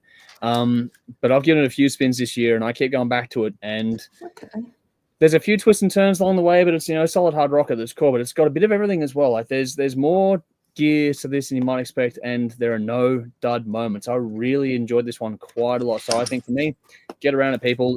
This band will not disappoint you. This is a fantastic debut album. Looking forward to more from these guys. So my winner of this one is Emergency Rule with The King of Ithaca. So go and check that one out, people. Jeff, I didn't forget. I know, buddy. I know. All right, so I'm going to this is a little bit off the wall. I'm going to go someplace else. So I'm going with a band called The Last Dinner Party. They're an indie rock band from England. Their album is called Prelude to Ecstasy. Okay. And I just, it came across, it was in my feed one day, and I, okay, I'm going to give this a listen to a couple songs, and went, whoa, that's pretty good. All female band. Everybody in the band's female, which that's great. And so I just thought they were fucking great. Cool. And I must have listened to this album about 20 times, and every time I listen to it, I hear something else. Wow. There's so many little things. It won a bunch of, in fact, it was the highest selling debut album in British history in the last 10 years. Wow. Yeah. From anybody. So really fucking good. So it's not hard rock. They're classified as indie rock, but the Last Dinner Party with Prelude to Ecstasy. Yeah. Anybody out there brave enough to give it a shot, let me know. No, cool. Give anything a go once. That's all right. Got some love, Crossbow and Scully from Jolie in Discord. Well done, Jolie, for jumping in. I'm glad they got some love there too. Let's see what else people are saying. Michael says Rocket Man was going to be pretty good, then guitar solo blew me away, so I love it. There we go. Some more love for Rocket Man there. P.S. Audio Rain. P.S. Bloody love the Lost Boys. That's a fucking crap. Fuck yeah. That's good. Vinny says, really? What? You gotta see it, Bill. It's so good. Very good. Very good. It's a classic. Yeah, it's a classic. Vinny says Rocket Man is stadium worthy. They've done so well with it. Wow, there's some high praise as well for Audio Rain. I agree though. Yeah. Michael says Emergency Rule, very, very good. Good call, Andrew. You're most welcome. I think it's a fucking ripper of an album. Lee says Neon Nightmare, Faded Dreams, not really a debut as a side project from Nate Garrett of Spirit Adrift, is a gem. Okay, another one to check out on our list. Spirit Adrift, that's a great fucking band. Yes. Yeah. Very good. And hard music, I would say Neckbreaker Within the Viscera was easily the best debut of the year. Okay, check that out as well. We're getting a lot of more. We never run out of things to check out, people, I swear. Yep. And Jolie's also said, Neil Mullen rocks with his lungs. Glad you like his vocals, Dave. And that's going back to the stuff about Amaranth as well earlier on there too. Yep, that's the vocal he's on. That's the one that's in the one that used to have New Horizon. That's the one. Thank you. You knew where I was going. You knew where I was going. I just couldn't fucking get there. Alrighty. Time now to move over to the category that was new last year. It's back for its second year because we don't really remove categories. We sort of add more as we go along. But it's time for the best guitar solo of 2024. Who doesn't love a good guitar solo? If you're watching this show, odds are you do. Hey, which means for next year, let's do best lyrics. Okay, cool. All right, I'm happy with that, actually. We'll add that one next year as well. So I'll make a note here I'll add that somewhere else. Like best song lyrics, Dave, or just like thoughtful like lyrics? We're not making up our own lyrics. Song lyrics. No. What a big poetry fucking segment. Here we go, the poetry corner. Some lyrics are really deep, and some lyrics are just sung well. I think at that point, it's just subjective, Jeff. Not performance, lyrics. Yeah, just lyrics. All right, let me make a note here. I'm going to make a note of that now. Coherent word. Okay, sure. Add best lyrics 25. Okay, I made a note to add best lyrics 25. Yeah, best lyrics. Blah. It's not a fucking. Blah blah blah. It's a lyric. Their lyrics, their words that they're saying. I caught the job. Yeah, but if you have to go and read them, that's not fucking worth it. Yeah, we'll upgrade every clean singing is like you can understand what they're saying. The next best syllable. Best misheard lyric. No, that's best misheard lyric would be fun. That'd be fun. That'd be fun. Dangerous for us. There's some great ones on YouTube. All right. So I think we're all in agreement that next year we can add lyrics. Yeah, I think we're all pretty happy with that in some way, shape, or form. I'm pretty happy with that anyway. All right, cool. That'll do for next year. But for this year, we've still got a couple more to go. So best guitar solo 2024. Let's get into that one now. It's pretty self-explanatory. You know what it all is. Jeff, let's start with you. What have you got? John Petrucci, A Broken Man, Dream Theater. Wow. Yeah, that fucking was awesome. I was like, wow. Really liked the solo. The song, fucking, I gave me nightmares. But it's a great song, like in a good way. Yeah. Dude, I still haven't heard it, and you're talking it up like that. That's not fucking endearing to me. Dave's scared now. Yeah. Can't you haven't heard? No, Dave, it's fucking like the album. The first thing was No. Okay. Don't do it. I'll get to it. All right, you got to get to it. But anyway, You'll hear Dream what Theater are becoming like Metallica. Everyone has a fucking opinion. Oh well, we'll get yours next year. So no, I'll keep it to myself. All right. Is that all you had, Jeff? That's it for that one. That's it. All right, cool. Belle, let's go to you. Oh, it was hard because there are so many, but I thought I would just behave and just pick one that I thought was just perfect from start to finish and just had everything. Because again, guitar solos are very personal, aren't they? You could love someone who shreds and plays a million notes, and that could be your thing, or you could just like a few notes played just.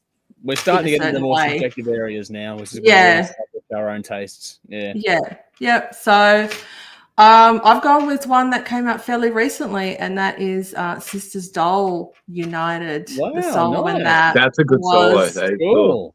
Just fucking perfect. Yep. Yeah. Aussies come so far in that regard. Like, fuck, it's a beautiful thing. Yeah. That's my pick. All right. Dave, what have you got? You know, I actually struggled with this category. Okay. I fucking struggled. Because, you know, throughout the year, you're just like, yeah, this is cool, but it comes down to, I should have made some fucking notes, and I didn't. I was like, shit, what? I don't remember a damn thing. So I went through my top 10 list, and I'm just like, okay, I'll go with this band. I went through their album, and just like, yep, I like that. So I went with Eclipse Falling to My Knees. Nice. That's a cool story. Cool. Nicely done. I got a few mentions and then a winner here as usual. A mention to Sebastian Bach with Hard Darkness. That was a darker song on the album, but the solo really was a different moment there. So it leaped out because the song and the solo were just so different on the album. It sort of made it stayed in my head the whole way through. The Lazies, Ripper of a Night. This Aussie band based in Canada, fucking just putting out great songs, but the solo on that one is fucking great. They're a great band. Great band. Melbourne band, the Vendettas, Head On Collision. There's a fucking ripping solo in that one, which it's a great song too. But it's a fucking good solo.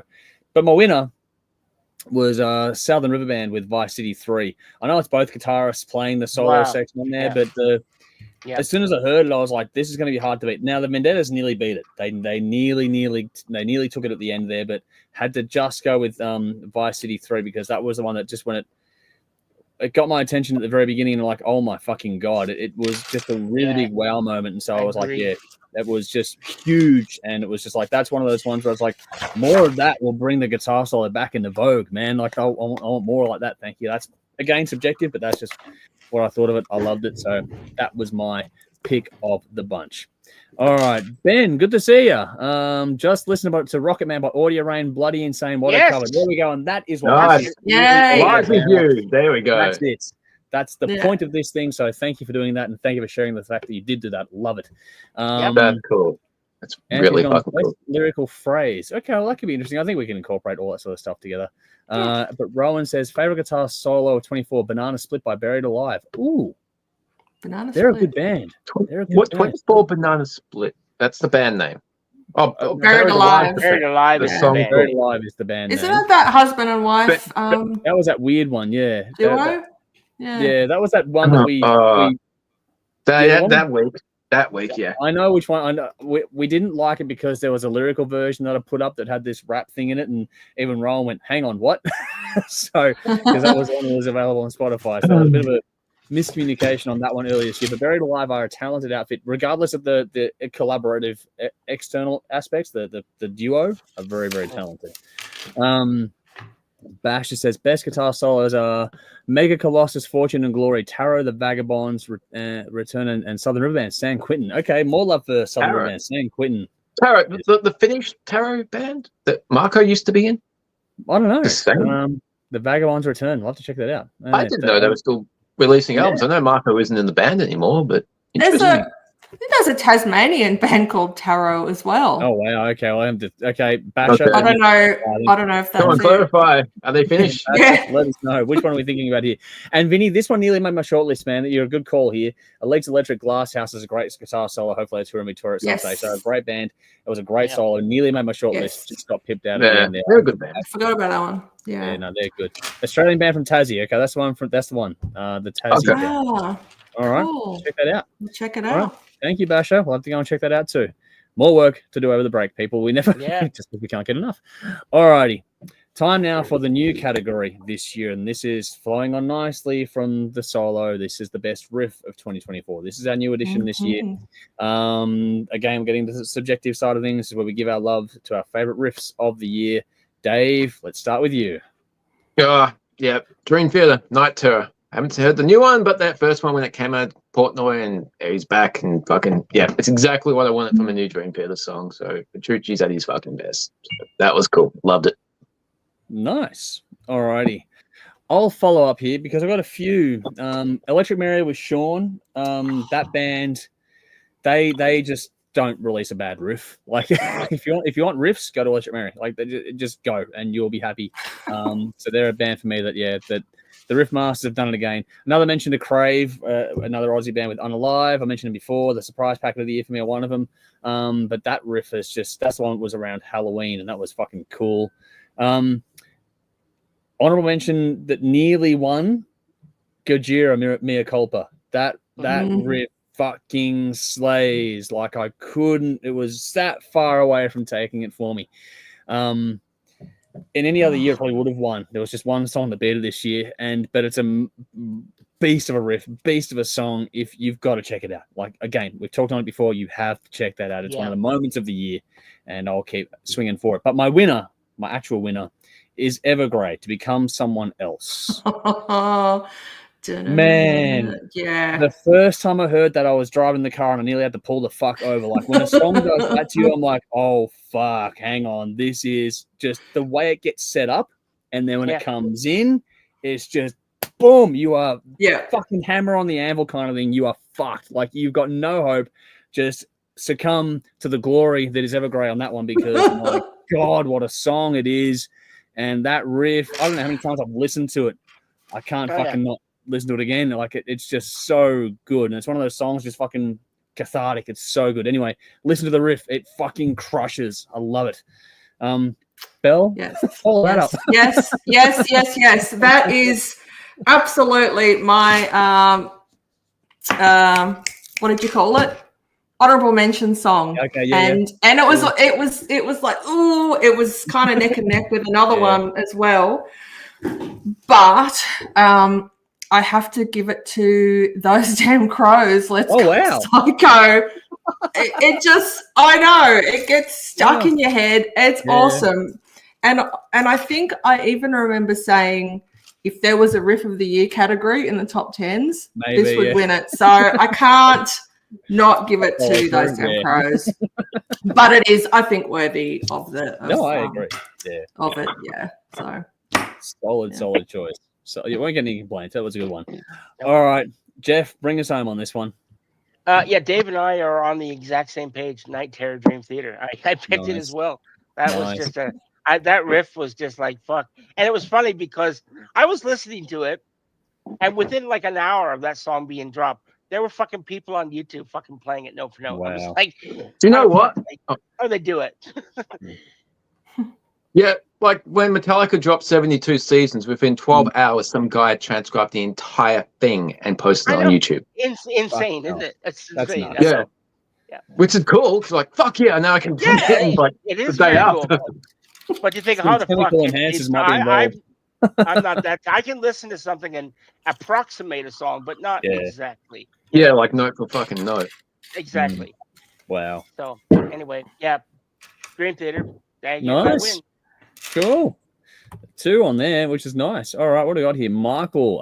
Yes. Arch Enemy, Dream Stealer. That is cool. Yes. Full solos from both guitarists. Love Perfect C guitars in total. And live TDT solos from Australia have been impressed by so many. That's a good category. That's why we have it every year now. I told Belle to listen to this, and she never did. So fuck you, Belle. I'm sorry. I still haven't. I know you haven't, because you did love it. Oh, fuck. This is cool. Michael says, love Fight the Sun with Devil in the Deep Blue Sea. I think they're a Queensland band. No, they're a Melbourne band, mate. And they are a fucking good band. We've had them play at Whole Lot of Love for us before, too. They are brilliant. They are nice guys. On top of that, Fight the Sun are great. Devil in the Deep Blue Sea, that's a great song. I can hear that in my head straight away as soon as you mention it. That's a good one. Who's the guitar player in that band? He's also playing guitar in Carly Jewell's band. What's his name? He was forget solo the name right now. wasn't it? I swear he was solo. No, Fuck. he was. No, he was a later addition to Carly's band. This guitarist. He was in. I could be thinking of someone else, but yeah, I think you are, because Carly's original guitarist was a different guy that was solo before. Okay. Yeah. Doesn't matter. I'm mixed up. I meet too many people doing this. Yeah, I know. But yeah, Fight the Sun. Great band. Get around it, regardless. Edge Crusher, good to see you. Relentless by Audio Rain. Love the reloading of the shotgun riff. That is a great riff. Great song. Good call, Edge Crusher. Nicely done. Yep. Michael says, I found the performance of Gojira at the Olympics and posted in Discord. Thank you, Michael. You are a gun. Thank you for that. Vinny's gone, thank you, Bell. This is 2 weeks in a row that Bell has given love to Vinny with the those damn crows. I listened to their sorry, Andrew, their single that I picked for the clip show today. It was good. It was a good song. It was a bit more laid back. More laid back. Yeah, good song. Good video too, actually. The video is pretty clever. Edit that one in. That will make the TV Cup, Vinny, so you'll see that one in a couple of weeks. Vinny says, Spitfire Confess has a great riff, thoroughly enjoyable all the way through. Nicely done there too. Rowan says, I can listen to something and transcribe something, nothing like it. Well, I think we can all do that. Yeah, I can do that. Well done, Rowan. Michael says, Rowan just means you're creative. Yes, or we have ADD. Anthony it's says, it's the remix version, dude. It's the actual guitar version of a computer remix. Yeah. And Struddy keeps coming out with the good stuff, and Wes his solo. Wow, there we go. That's for Anthony saying that about the TDT or Triple Tides as well. And Rowan is always giving us the horns there too. Keep them coming, guys. We're going to move on to the next category now, which is our best video released in 2024. Very self-explanatory category. So we put forward our favorite videos for the year. I'm going to start with Jeff this time around. So what have you got for us? Yeah, I picked one. I went through. There was so many. Fucking, like, you know, to pick one is like picking like your favorite kid if you've got kids. It's hard. You know, you can't. So, best video for me was Mr. Big Up on You. Just because this video looked like it was so fucking fun. Yeah. It was. They were having a blast making that video, and I thought it was awesome. So yeah. Yeah. No, I'll pay that. I'll fucking pay that. I thought it was really cool as well. Dave, what about you? Is anyone going to be at all surprised if I say Nightwish Perfume of the Timeless? No. Although I thought you might have mentioned the Sisters Doll. Yeah. I'm glad you picked it. Yeah, it's a great fucking video. Great song. It was like the first song from this amazing album that came out. Yeah. I hadn't seen or heard anything from Nightwish from a few years. That was a great way to grab the world's attention again. It's just so thought-provoking and creative. Loved it. Yep. Yeah. No? Yeah. Cool. The video really did match the song, the lyrics. That's the song. That'd be a category for great lyrics. That album. That would. Yeah. Definitely. Yeah. I think Nightwish. This is why lyrics are important. To be honest, which is cool. All right, got a few mentions here. One of those is Jeff's pick, Mr. Big Up on You, because of the same reason, Jeff. It looked like it was so much fun. Them imitating each other, playing the instruments was fucking hilarious to watch. Loved it. So I thought it was hilarious. Going to give a shout out to Riff Raiders with Nothing to Lose. Special mention to them because they got to use the old ABC countdown set, and that's something you don't see very often anymore. So kudos were due for that. Very cool, fun little video, cool song as well. Sisters All United. I loved the song originally, but when the video came out, it made it even pop even more for me. So when a video comes out and makes the song more impactful to you, that's worth mentioning. So I want to give it a love there to Sisters Doll as well. And what? No, it doesn't matter. Okay. All right. Give a mention to Evergrey falling from the sun just because of the sheer amount of fireworks involved in that one. It's fucking monstrous, that one. But my winner is Left of Center. It's going to be a weird one, but anything that sort of takes on Queen and does it with a piss take at the same time on Wayne's World is going to get my attention. This was Insanity Alert with Mashimi and Thrashity. Fucking weird, but these guys are so cool. What? Yeah, it's a weird one, but I loved it. It was hilarious. I thought it was all the things I wanted to be, and it was just this weird thrash band out of Europe doing the strangest version of this song you've ever seen. I thought it was fucking hilarious. So for me, the video fucking took it over the top for me. So Insanity Alert, Mashimi and Thrashity. I'll never forget this one. It was fucking hilarious. won't be for everyone again. Like I said, this will get the subjective side of things, but I enjoyed covering Queen this year, man. I don't know. That's actually a good question. Like I don't odd know styles of covering Queen. Why? I know, and none of them have been the same either, man. Not anything has been alike. It's all been very different. So I'll agree with Jeff. Like fucking up a song in a cover and like doing the shitty different genre styles. Nah. Yeah. Fuck that. Yeah, that's right. Just leave it alone. Leave the fuck alone. Fuck it up. I think it's funny. Anyway, Belle, bring us home on this one. Well, I had to go with Eclipse, All I Want, because they are. It's fucking hilarious. They're just completely taking the piss. Yeah, they are clearly having an absolute ball. They're just being super silly, and there's a bit of like work that's gone into the production. So, I love it. Yeah. No, I will pay that. That nearly made my wish as well. My list as well. To be honest, it was very, very cool. I thought it was very entertaining, very interesting, very well done. You don't see that melodic rock band, put on the corpse paint.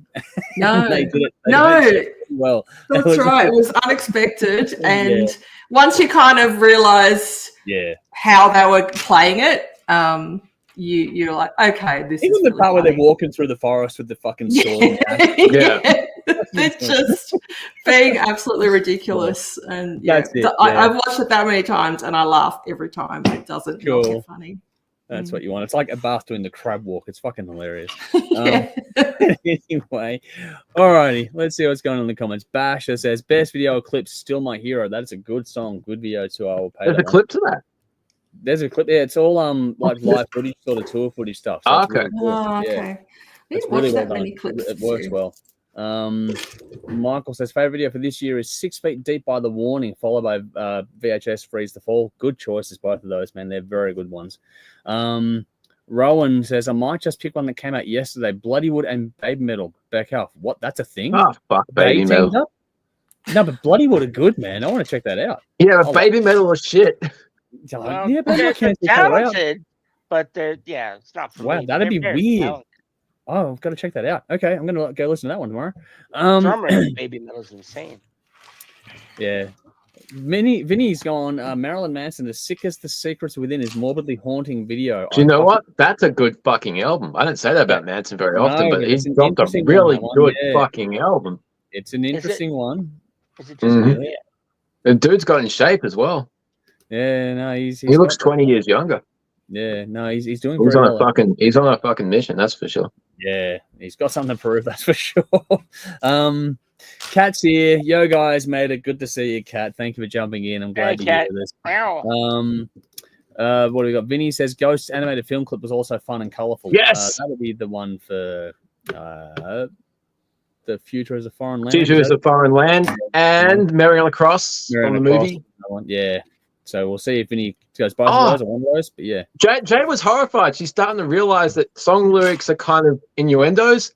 Oh, and so she's just like, and she loves Måneskin, so there's a whole bunch of innuendos in there. She's starting to realize. She's like, are there any ghost songs like that? It's like, look, it's not a cross that Mary's on, and you can see it click. You can see the gears turning now, man. You're gonna have fun over the next She few looks years, horrified. Yeah, you're gonna have fun over the next few years. Fuck yeah. Yeah. Michael's got Mushroom Head, Fall in Line. Interesting choice, man. Interesting choice. Loving it. Dan has gone looking super comfy there, Jeff. There we go. Some love for Dan. Good to see you, man. Good to see you. My fan club's here. Yep.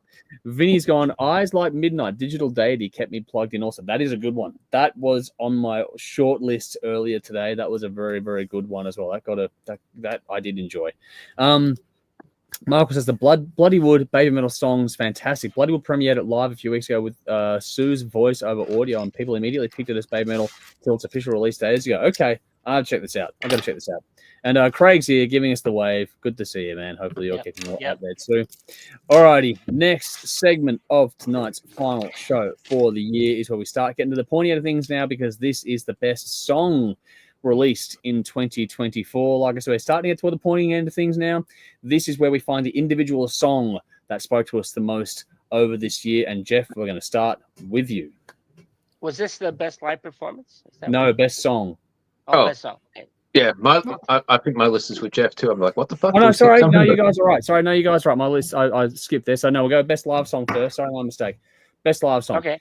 My mistake. Best, right. And this one applies not shows we've been to, but best live clip we've seen. Yeah, and all that sort of stuff as well.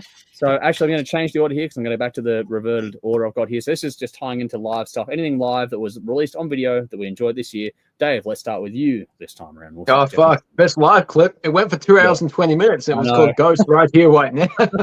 Obviously, I'm going to go with that. Possibly one of the best concerts ever fucking filmed. The quality of the video was amazing. The audio is insane. Set list was perfect. The live versions are much better than the originals. It's on par with Iron Maiden's Live After Death in pure fucking performance excellence. Yeah. Wow. If you don't like Ghost, watch this or listen to this. Yeah. This is where your gateway to Ghost will start. And then if you like the soundtrack, check out the movie. Get well versed with the Ghost mythology because it amplifies everything. This band is on top of the world right now. To the point where in over 100 years of cinema, they achieved something that filmmakers have been trying to do for years and never been able to do. They filmed a fort. That scene towards the end of the movie where he's looking into the mirror, you know exactly what he's thinking if you're on board with the songs, the Ghost mythology, and the concert. No one's been able to do that, ever. This is perfect on every sense of the word. It's hard to beat. Shut up when I'm talking about No, this I get band. it. I'm with you. You'll find out that I'm dead with you in a second, but Jeff, will go to you next. Look, I thought about this, and there was a lot, but I could not go past Gojira and Mea Culpa at the Olympics. That, for me, was the best live performance. It was only one song. It only went for 2.5 minutes, but it was fucking amazing. All it needed and people will be talking about it for years. Yep. I think it's the one to beat. It's the one to beat. And look, I agree with what Dave said about that right here, right now. That's awesome as well. But yeah, that was what Gojira did in 2.5 minutes. They will be talking about for 100 years. Yeah. No, it's a very good point. I will pay that as well. Like, believe me, there's been some good ones this year. All right, Belle, what have you got for us? I had nothing. I was just because I don't watch. Well, I didn't watch many clips this year. I don't expect everyone to have everything. It's all good. But what Jeff said, because I can't believe that I didn't think of that when I was trying to remember. Yeah. I don't know, maybe because it's just so much bigger. Yeah. It wasn't just your average. No. Oh, here's a live clip. This was just this was a moment. Yeah. It was. Yeah, and like I said, they will be talking history. About it. Yeah. So Gojira for the next Olympics, people are going to go, what's the next Gojira going to be? And that will be the benchmark for that for all time. Yeah. Oh, yeah. Top that, dickheads. Yeah, because all the other shit that's never been done. But nothing has been has reached the pinnacle that this song did. It was like people were talking about it. It broke the fucking internet. Yeah. It got played on commercial news stations. They didn't mention the band name, but they played a little bit of the clip. They mentioned the female singer that was with them. Yeah. Which is because oh my god, you can't mention a metal band on fucking commercial station. Of course not. Yeah. But that's okay. The rest of the world blew up on it. That's and that says everything. Yeah. Australia sucks. Yeah. And the media does, I'm going to give a quick mention here to Halloween. They've got an album coming out. It's not out yet, but a live Budokan, and they've got the clips they've released in that so far have been fucking phenomenal. You can't go wrong with Halloween live, and live Budokan is always an iconic thing to do. So these guys have done it, and what else? They fucking smoked it, as you expect. That's up there. Gojira at the Olympics, it's my second. It almost won this year, and it's only because I gave it so much love before. I'm going to try and balance things out a bit because, again, we've been talking about it, and we know that people are going to be talking about this thing for fucking years, decades to come. Like, that is going to be a moment in time that will be forever etched in everyone's minds that was able to witness that. If you haven't seen it, unfuck that. Go and watch it. But my winner, Dave, you and I are the same wavelength. Right here, right now, Ghost. What the fuck? Like that, in terms of putting together, I think that's what has happened here. And if you go back to Rammstein's Live in Paris album. They've added cinematic effects to a live show without making it so that it's blunt and obvious and stupid. They've started to incorporate cinematography into capturing a live performance, and it works. This is like the next phase of what we're going to see out of live show presentations for home audiences. And you can't see a single fucking camera. No. And I know the whole thing, you can't see a single camera, and there's like extreme close-ups on his fucking eye. I'm almost convinced they spliced rehearsal footage combined with live footage, and it's seamless. Like you cannot tell. It's filmed over 2 nights. There has to be something extra there. There's no way you can get that type of quality. And so the presentation, the sound, like you said, like the live album itself is fucking phenomenal. Like let's not get twisted. The album, just listening to it, is great. They're better than the album versions, man. That fucking new band he's got. Yeah, and the intensity of the 17,000 people singing along with Hail Satan. Yeah. But the funny thing about it too is that there's humor. The humor involved, like when the guitarist goes off his head and he fucking gets pulled aside, going, "Hey, pull your head in," kind of thing. He flips his guitar up and it says, "You suck," with the YouTube logo on it. There are so many little things in there that are fucking hilarious. So fun. The dialogue works. The storytelling, like Dave keeps saying, the mythology is being built with this one. This is a band ready. If they haven't already, they're ready to take over the whole fucking world. Like this. It's not fucking too much to say this will be the next big thing. Like if we're all worried about they already are, man. They're fucking there. Yeah. And this is the reason they haven't changed singers. Oops. I gave a spoiler. They I think. Well, they did, but they didn't. It's clever. Yeah, it's so fucking clever. Well, they've been putting an album every 3 years, so technically 2025 they might. There's a new album. There has to be a new album coming. I reckon March, February, March. Yeah. They're not. They could just fucking drop it. And they don't need to promote it. They probably will too. They don't. They'll just you'll wake up one Friday and there'll be a new Ghost album. They don't have to promote it. No, they are the fucking band right now. They are. Also, what was beautiful watching the live show was the response from the. And Dave, you and I spoke about this one. The response from the audience watching and their emotional release. People in fucking tears, man. Yeah, and it's special when you see things like that, and when you can feel that through the screen. That's a moment. Yes, Gojira was historic, but this was special. And for me, I'm going to go with Ghost right here, right now. And what's happening in the audience? He's encapsulating with what he says on stage, and it's all part of the storyline. Yeah. And this whole thing, perfect. Tobias Forge is a fucking mastermind. Genius. Yeah. So, without a doubt. Credit where due. That is my pick for the bunch of this one as well. What do we got here? Sorry, Belle. No. Bell's like, oh my god. What do we got? What's wrong? Don't Belle? get it. Nothing. I'm fine. I'm just happy to be here, listening to you guys talk about Ghost incessantly. I can see that. Like, it's just like neon lights. Not a fan. Yeah. The red lights on. I don't get it. I don't get it. Yeah. No. That's all right. It's all right. Anyway, Vinny says Bloodywood jumped on my radar recently, mate. So there we go. They are a very good band. Bloodywood are fantastic. Hard music guys say news. Bollywood. Yeah, it's Bloodywood. It's not Bollywood. I don't know. Actually, knowing Vinny, I'm not sure now. Is that intentional or not? Because just Vinny being Vinny. You never know. Yeah. I think that's probably intentional. Yeah, no, you're right. You read it faster than me. Hard music guys says New Spirit World, Western Stars in the Apocalypse is a fun video. Okay, I'll have to check that out. Michael says Ghost Absolution for me got me excited for the theatrical release. Yeah, it's easy to do. Yeah. Michael says they're fantastic. My favorite song till the recent Baby Metal collab is the song Arj. Yeah, Baby Metal are fucking fun. Baby Metal. Bloodywood are fun. Vinny says the warning recently on the MTV EMA was, or VMA, EMA, whatever it was, eye catching. Ghost and Gojira hard to split it for me. Warning a good live too. They got a lot of live videos out this year. Hard music guys said Knock Loose on Jimmy Kimmel was epic. That was a cool moment. That was a very cool moment this year. Basher says best song Mega Colossus, Fortune and Glory. Listen to it every day. It makes me feel good. And that's exactly what you want out of a good song that gets you pumped up every single day. Michael says that MTV EMA's performance was such a step up with their live performance, including the Pyro. Okay, I'll have to go and check. I haven't seen that one. I'll check that out. Vinny says, can't wait till I get the Blu-ray in the post. It's been shipped as we speak. Nice. Yeah. Michael said, this is cool. Check out in the comments. Yes, there's a lot. Check out in the comments. Go for it. And typo from Vinny. Yeah, it was typo. Okay, cool. It's Bloodywood after all. Sure it was, Vinny. Yeah. Now we're going to move on to the point end of things. We're getting there, folks. The best song released in 2024. I've done the preamble before. We're going to go back to it now.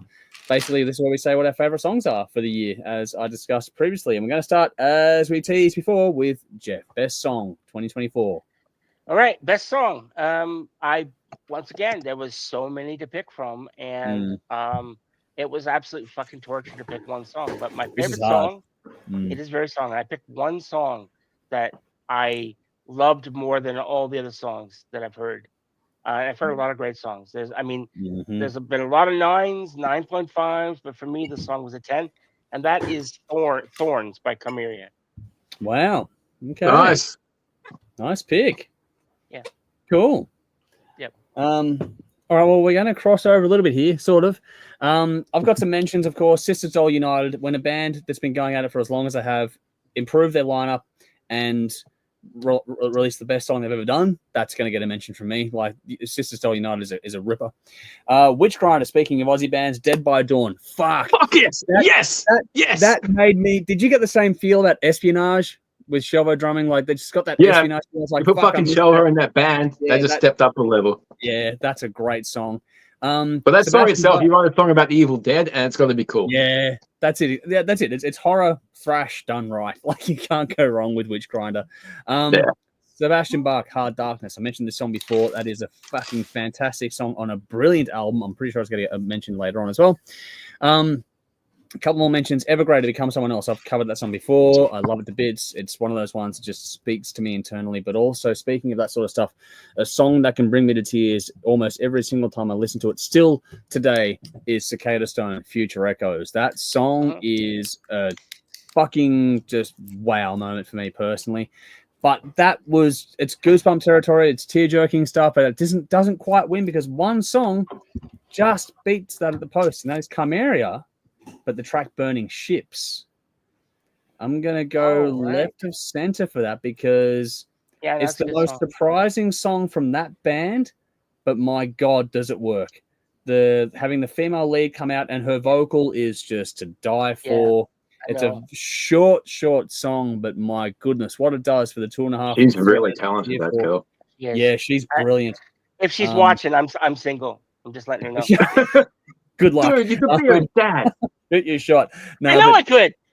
But genuinely, all joking aside, her vocal, that performance, and hearing the story about it from with the interview with Jordan as well, that song has just stayed with me, and I cannot get enough of hearing it. It's one of those moments you sit and go, "Wow, what?" Yeah, you get those moments where I'm grateful for us doing this because I would never have heard of this band or these songs without doing this. Like half of my list I wouldn't have ever heard of. You're welcome, dude. Witch Grinder, Evergrey, Cicada Stone in particular, but Chimeria. Like Dave, you've got to thank for Chimeria because he's one. Yeah, I brought them to you. I owe everything for this for Dave. So this is my song of the year, Burning Ships. I can't get enough of it. I love it to bits. I think it's an absolutely beautiful, stunningly good piece of music, and everyone should listen to it today. Now, do it. Yep. Anyway, Belle, what do you got for us? This changed throughout the year. It's not got so many mentions, unfortunately. I've got quite a few. But my top song back in February was Become One by In Flames, which was the bonus track on the extended version of Foregone. Wow. That was my absolute favorite all the way up until June. Okay. When Evergrey's To Become Someone Else came on and fucking knocked my head off. Yeah. So that was the front runner. Yeah. Until September when Nightwish brought out their third single, An Ocean of Strange Islands, and that's has been my favorite song. It was a bit of a grower. It didn't take long. Yeah. Like it was only maybe, a handful of listens. I'm like, because there's just so much to take in with that song. And so it's a firm favorite. No. But there have been some fucking bangers along the way. Yeah. I could go on and on and on, but I will stick to a short list. Marco Hayatala, Frankenstein's Wife. Yeah. Cool song. Love it. Banger. Yep. Chimeria. I am picking 1,000 Winter Rains because I wonder if Dave's going to Nice. give us like all 4 from the same band, different songs. I'm wondering. Spoiler, yeah, I got a Cameria song. Absolutely. And it's a different song. Nice. That's there we cool. Go. We all That's picked awesome. 4 different Cameria songs. That's we've never had that. That's a fucking moment. great. That's crazy. Yeah. That's awesome. Yeah. It's fucking awesome. Like it's, in my opinion, it's just the perfect symphonic metal song. It's just perfect. I love it. And Toad Hirer from Toe Hider. Oh, yeah. Way back. That was awesome. Well done. Riddick, awesome song. Yeah. Great film clip. Yeah. Just fun. That was assigned to you as well from memory. That was when we were yeah. It probably wouldn't be in the short list if I hadn't have dug deep into it and just appreciated it. Was forced to, but you know, it was fucking pleasure, really. Yeah. And stunning release from Audio Rain again, Motorway. Yeah. I absolutely love that song. It's just diverse and brilliant. So yeah, that's it. Like I said, nice. Go on. Yeah. So your final winner in the end, standouts. which one was the final winner in the end for you? Nightwish. Cool. Yeah. Just to recap. Ocean of Strange Islands. Yeah. Nice. Alrighty. Dave, we know you've got a Cameria song in the mix that's different to all of us, which is actually quite a remarkable feat to have a same band with 4 different songs as one of our songs of the year. But anyway, Dave, that's insane. I don't think that's ever happened in the 10 years I've been doing this. Insanity. So well. That's a credit to Cameria. Well done. That's actually fucking amazing. Fuck, I can't credit that band enough. They're fucking great. And it's cool. I know the singer. Again, I know the singer. A big thank you to Dave for bringing this band to us, because without Dave being involved, we would never have come across this. We would not have had this joy of an album to listen to this year. But yeah, all credit to Dave. Yeah, they're fucking great. Okay, I got a few, but this one only came out last Friday, but fucking Avantasia with Creepshow. I know it's like we've had 12 months, but this fucking song, I think I've heard it more than any other song this year, possibly, because I just played it. It's 3 minutes, and I just played it over and over on the day it came out. Nice. Like, this is fucking amazing. I cannot wait for, like, I think it's February 28th that the new Avantasia album is coming out, and they never release a bad album. They release fantastic albums all the time, and then they release exceptional albums. And I think this one's going to be exceptional. It's got that vibe. And the track list is already available on Spotify. And my only gripe with this song is it only goes for 3 minutes. And then your typical Avantasia song, that's just starting. But there's an extended version on the album. There's like live tracks and other stuff, orchestral versions. It's like a full-on deluxe thing that's coming out. So within the context of the album, this will probably work as a 3 minute song, because I think it's always a concept of some description. But then you got like the full glorious version that you'll have. So this song works on so many levels, and after a shit, you just need a fun, upbeat, fucking 3 minute band. It's amazing. I haven't seen the video yet, but yeah. Okay, Cameria, I went with Immortal, because that's got such a great hook. I love the lyrics of that song. I got to hear this album like a month before anybody else did, because I did some promo and we organized the interview with Jordan. When I first heard this album, I heard it like 3 times in a row. I was busy cleaning my daughter's room. There's a lot of love songs on this album, but those lyrics just got me thinking of that moment I met my daughter when she was first born. She first opened her eyes. Immortal, my love for you. It's timeless, strong. And yeah, that song just fucking jumped out at me. So that worked on so many different levels. But that whole album's amazing, but that song just fucking, and they did video for it. Next up, this was probably my starting the year, Relentless from Audio Rain. That fucking song is awesome. And the album version is fantastic, but see them live. That song is amazing live. But my actual song of the year has to be Nightwish. And I honestly couldn't pick a song from the album because the singles are fantastic. The rest of the album is fantastic. So I just had Spotify Unwrapped help me. My top song that wasn't from previous years, because like my top 20 is actually older songs. There's reasons for that. But The Day Of was my most listened to Nightwish song. So I'm going with that. Nice. I'm going for alcohol. All good. I'm going to go through comments, but there we go. The next section is fun, folks, so stick around. Vinny's gone, those damn crows, no contest for me. Well, we figured as much with you, Vinny. You voted it every single week in Hot Rocks. Shock horror. Fucking shocker. Rowan's gone, one song stood out above all this year for me. Leprous Like a Sunken Ship. That's a good one, actually. I forgot that one. Leprous Like a Sunken Ship was good. That was a fucking good song. Rings a bell. Six Killer, good to see you. Thanks for jumping in. The best metal song of 2024, Slaughter to Prevail, Kid of Darkness. Haven't checked that one out. We'll have to do so. I've done fuck that. That's nicely. Thank you for sharing that and good to see you. Thanks for jumping in. Yep. Vinny's going to expand on why it doesn't take long to hit its groove. It's paced brilliantly well, and I never wanted to end. And that like, there's nothing wrong with that song, man. It's become a running joke for us every week on the streams, and that, but it's a fucking good song. It's not to take away from the song. It has a great riff. It does. As Bell has clearly evidenced as well. Yep. What do we got? Kat says, yep, agree. Cicada Stone, I enjoyed so much. Went to their gig last month. And that right there is the win as far as I'm concerned. People put their investment of time or money into a band, then that is the win. And I'm glad you did, Kat. I'm glad you enjoyed it. Edge Crusher, Judas Priest, The Serpent and the King is my song of the year. That is a cracking fucking song. That is really good. Roland's gone, okay, Camaro album on the to-do list. Yes, you must. You must. And Space Famous from Toe Hider as well. Very cool. That's a very cool song. Michael says, Cicada Stone, Last in Line was right up there, and Audio Rain Relentless, two favorite Aussie songs. International to go with those damn crows. Let's go. Psycho, close second was Goodbye June, Pile of Bones. That one got a lot of love in the voting as well. Goodbye June. That was a very interesting, heartfelt song. When you dig into the story of that song too, fuck it. Yeah, wow. Tearjerker. Kat says, with you, Bell, 1,000 Winter Rains. Love it. So there we go. Good taste. Don's going, best song is Your Devil is a Ghost by Red. I haven't checked that one out. I have to go and check that one out. Jordan's here. You guys are the best. Thanks so much for all the love, mate. It's well deserved. I'm pretty sure there's more coming. So if you want to stick around, please do, because there's more love coming your way. But well done, man. It's the first time we've ever had a band. For those who don't know, Jordan is a singer in Camaria.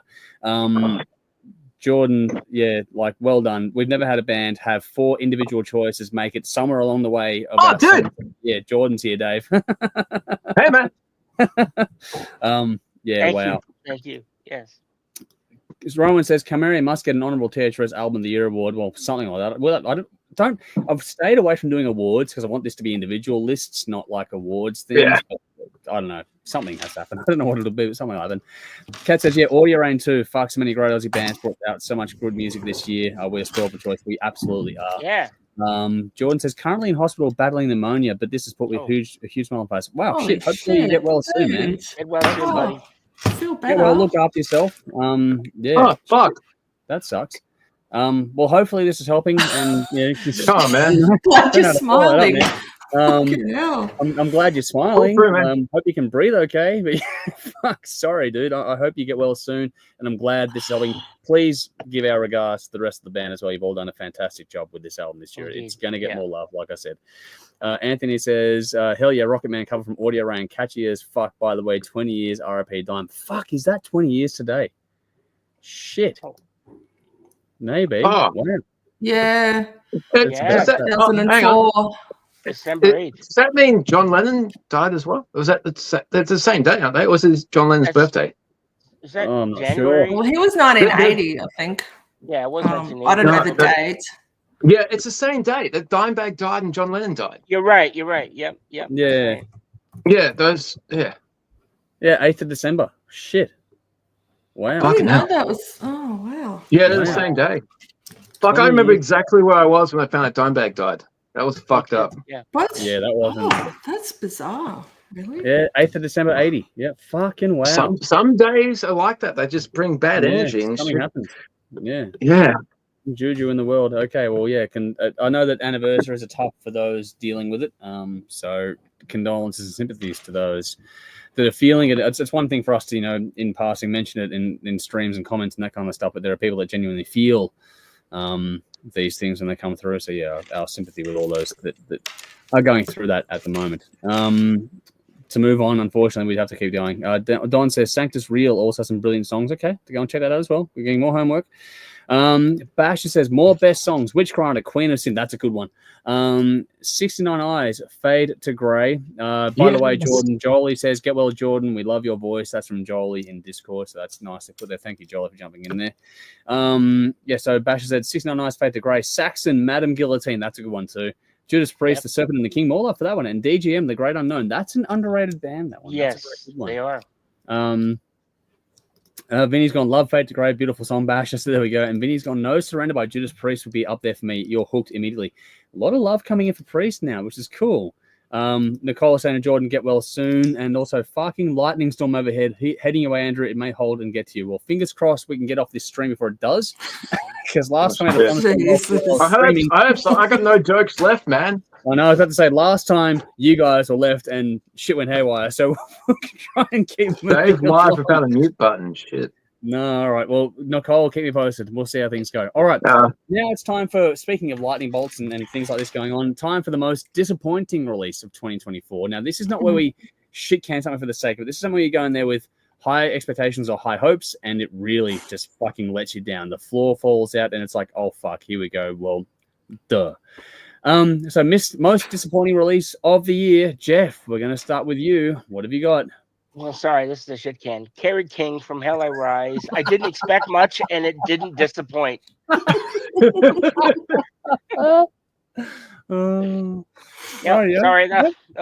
not for me. Sorry. Fair enough. He still can't fucking play guitar. Anyway. Any more? That's the one? No, that's it. That was it. That's it. That was enough. All right. That was enough. Awesome. All right, Dave, what have you got? Ace Frehley. I haven't actually heard his album, but he just disappoints me as a person these days, so I had to go with him. Wow. All right, fair enough. Bill, follow that up. I'm going to take this category very seriously, like the other two.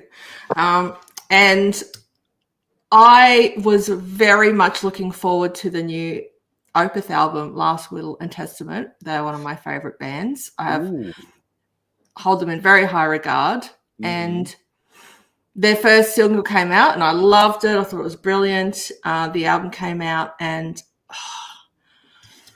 yeah, you weren't sold last time. It hasn't grown on you. Wow. I love it. No, I have to say it's just like it's not shit. Yeah. It's brilliant musically. It's brilliant, but it's very hard work to listen to. Okay. And I've tried. Yeah. It's just, it's so out there. It's so weird that I can't just relax, sit back and enjoy it and get into it. It's just a struggle. So, yeah. I mean, I'm not going to never listen to it again, but they've certainly released some more enjoyable stuff, in my opinion. Okay. Yeah. Hey, if you can't get to the tour next year, don't feel bad because they're probably going to play the album in full. Wow.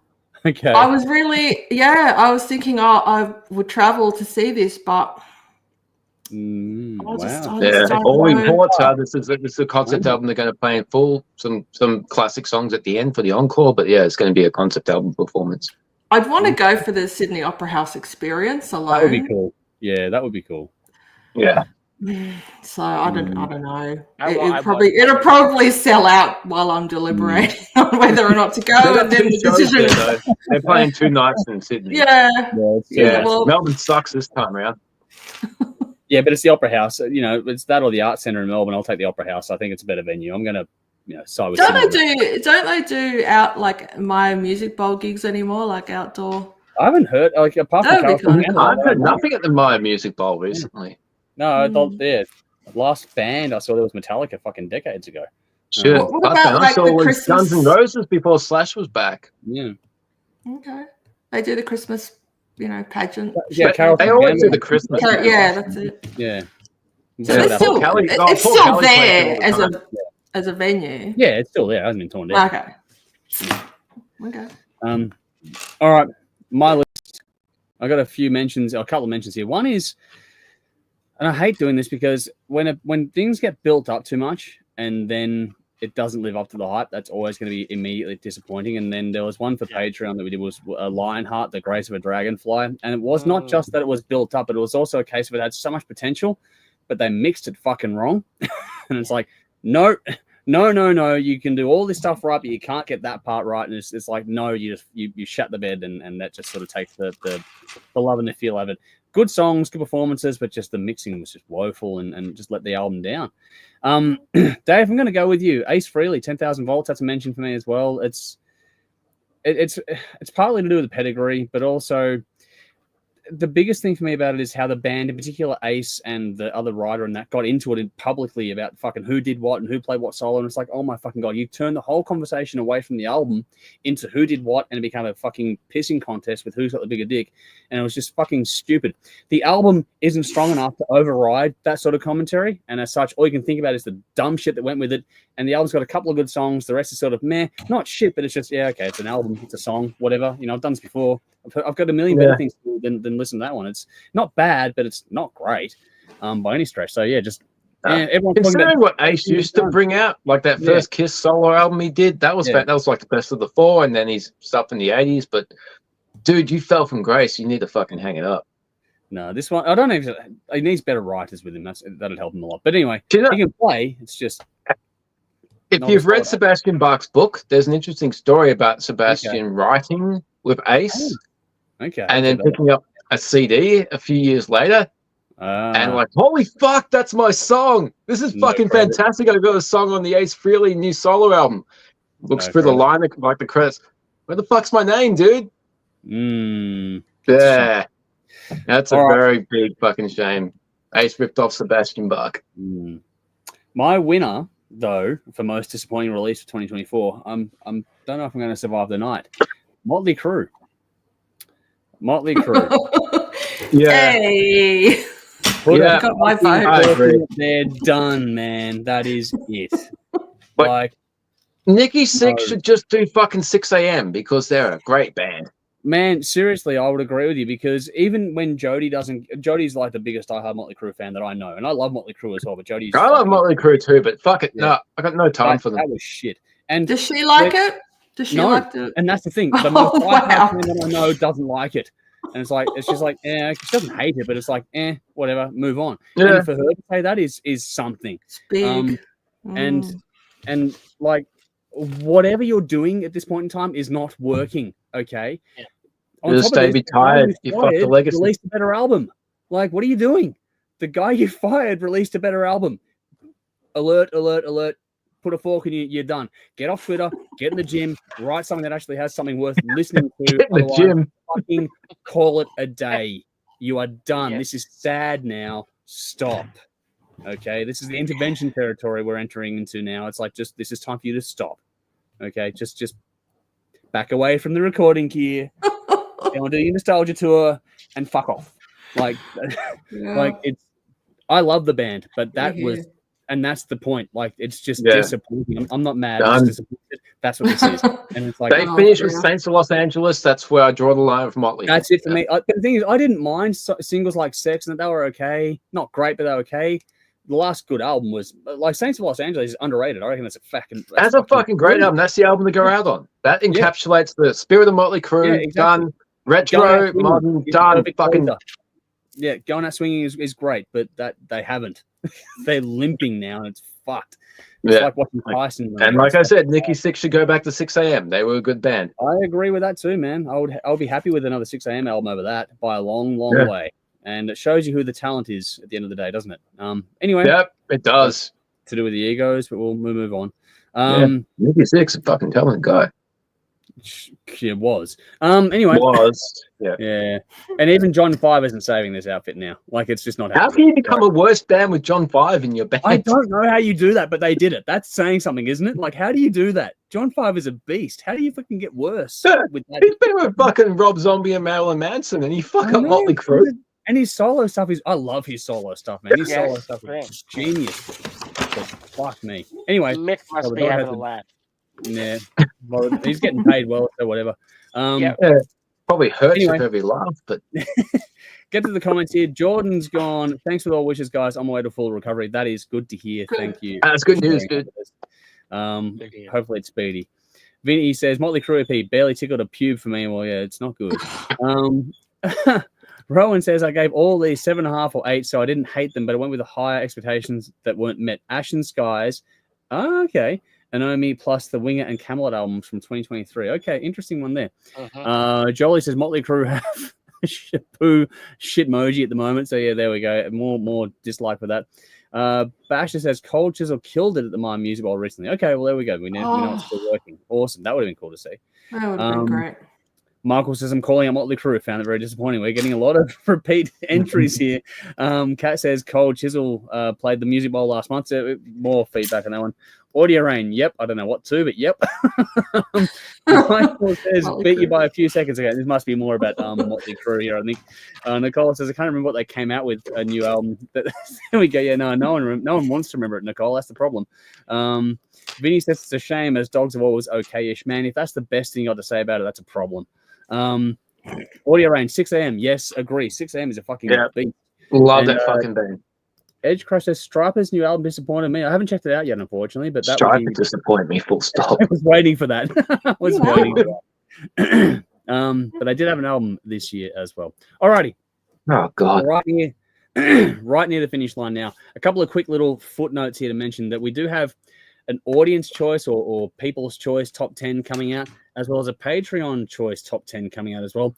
Those lists are still being worked on in the polling cycle of things. I haven't got them quite ready yet because of TV editing deadlines and all that kind of stuff here. So what I'm going to do is I'm going to keep polling those things and work on those things up until Christmas, and we'll work that out between now and the end of the year. But for now, this is where I'll do a little bit of pause in the post-production side of things. Go, okay, now I'm going to throw to myself doing this sort of stuff. But for now, in the live stream side of things, we're going to move on. Alrighty. Next up is there's like 3 to go now. We're nearly there, folks. So thank you for sticking with us. Hopefully having a good time here. Hard Music says, Motley, what a piece of excrement. Wow, there is no love for Motley at all in the comments or us here. Wow, I'm glad. I think I may have hit the nail on the head there. Anyway, time to move on to the honorable mentions. Now, this is where, excuse me, we have 2 lists of this one. We have Australian honorable mentions and international honorable mentions. We're going to do the Australian one first. And these are the ones that we wanted to give a bit of love to that just couldn't quite make it into our top 10 because there's always a log jam. We always found that we couldn't quite get... We used to do separate lists. It used to be Australian top 10 and international top 10. And then we morphed it into one because the Australian top is more than good enough to compete. So why not just put it into one list? Mm-hmm. We still wanted to give a bit more room to play. So we give ourselves 5 mentions for Australian, 5 mentions for international, just to give a bit more love to share it all around. So for now, these are our 5 thereabouts honorable mentions from Australian artists released in 2024. This is always tough. So I'm going to go first, and why I say thereabouts is because I've got 6. So I'm going to be naughty. I'm not normally naughty. I'm usually pretty hard on things, but this year I'm going to go fuck it. It was too hard because we listened to so much Australian music. Well, I did anyway. That it was just impossible to split and separate and do those things. I had to go a bit one more. Just I couldn't find one to cut at the end of the day. So my 6 mentions in no particular order go to Shotgun Mistress, Kings of the Revolution. Great album. The Neptune Power Federation, Good Night My Children. I love that band to bits. I love all these bands. One that might have been glossed over, but shouldn't be, is Greystone Canyon, Iron and Oak. That is a fucking great follow-up to their debut album. They had a fucking album now? Yeah, they did, man. And it's good. Motherfucker! It's good. There's homework on the list. Hang on. Yep, Greystone Canyon. Iron and Oak is the one, Dave. Iron and Oak. Good album. It's a really good album. It's well worth it. Orpheus Omega, Ember Glow. I love that album too. I haven't been able to sit down and write a review for it yet, but I love it. Witch Grinder, Nothing Stays Buried. I love it to bits, but it couldn't quite crack the top 10. And Terra Maze, Eli, A Wonderful Fall from Grace. Another really damn good album that I couldn't quite squeeze into my top 10 this year because the 10 has to be 10. So this is where we get a little bit of room to play, but the 10 has to be 10. So I've given myself more play here. But Shotgun Mistress, Neptune Power Federation, Greystone Canyon, Orpheus Omega, Witch Grinder, and Terra Maze, my mentions for 2024. I love them to bits, just couldn't quite squeeze them into the top list. Over to you, Belle. What have you got? Look, I haven't heard of half of those. I don't know where things are going wrong, but I feel like I'm not getting exposed. And I know that sounds crazy, doing the show, but I can think, there's a lot of songs, a lot of Aussie release songs that are coming past my notice, but as for whole albums, you not should so start much. with Orpheus Omega on my list. Start with Orpheus Omega. You'd love that. That and Witchfinder. You'll pick those two in a heartbeat. You did like the song that was mid-year that they released it. Okay. Yeah. I don't. Maybe the songs are coming and the songs that I like, but I don't know when the albums are coming. I don't know. Maybe I can work on behind the scenes to help you with that. We'll work it out. Yeah. I mean, you've got enough to do. I need to. We'll work it out. I don't know. We'll work it out. But I would like. I would like to be, listening to more this conversation. Yeah, agree. Yeah. So look, I only have 3, and Caligula's Horse from much earlier this year, Charcoal Grace. That was cool. That was a very cool release. They surprised me actually. That was this year, wasn't it? Wasn't? Yeah, it was this year. It was just ages ago. Actually. Yeah. Okay. 2026. Actually, seems like years ago. Yeah. Recently, Relica. Yeah. Relica. Yeah. Yep. Interesting outfit. Yeah.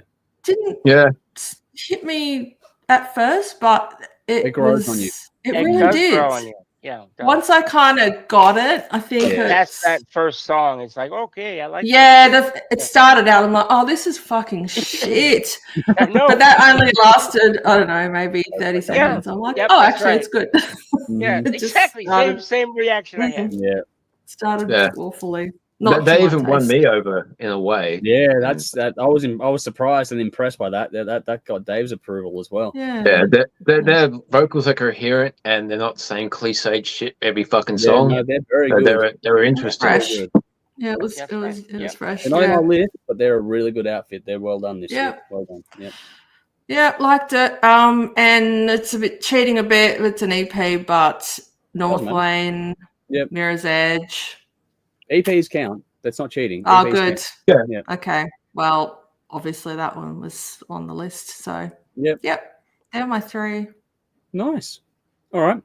Dave, anything? Yeah, I've only got 2 for the honorable mentions for local.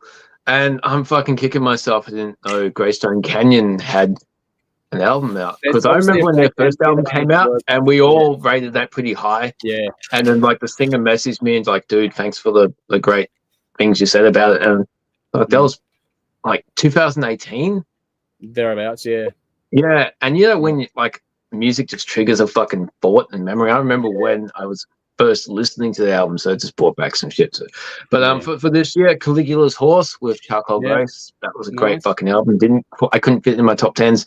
And as Belle mentioned, Reliquia, which Jeff was originally going to do, and I stepped up to do it because I took way too many notes listening to that thing. It's just like, and Jeff was in hospital. As soon as you say metalcore in the fucking band genre, I know I could pretty much copy paste everything from this generic fucking genre. And when a band actually surprises me, that doesn't happen very often. It had coherent lyrics all the way through. It was not predictable. It was interesting. It was I'm not a fan, but it was an interesting listen. Yeah. Enough to leave an impression. So that has to count for something. No, cool. I'll pay it. All right, Jeff. Final word on this segment. Yep. So I only have 4. I wasn't able to do 5, but you'll understand why later. Yeah. So Witch Grinder, Nothing Stays Buried. Fantastic. Loved it. The Southern River Band, DIY. Loved that as well. That was just like, wow, we did the review. I was praising it then. Neptune Power Federation, you mentioned it. Good Night, My Children. Love these guys. I went on their Facebook page and basically, said a lot of nice things. Again, Relica. Like these guys. Secrets of the Future. Nice. I love that one. That's cool. Indeed. So, like I said, it's one of those ones that once you get past that first 30 seconds, you're going, what the fuck is this? And then it's like, wow, this is fucking really good. Yeah. I really like that. So, it's special.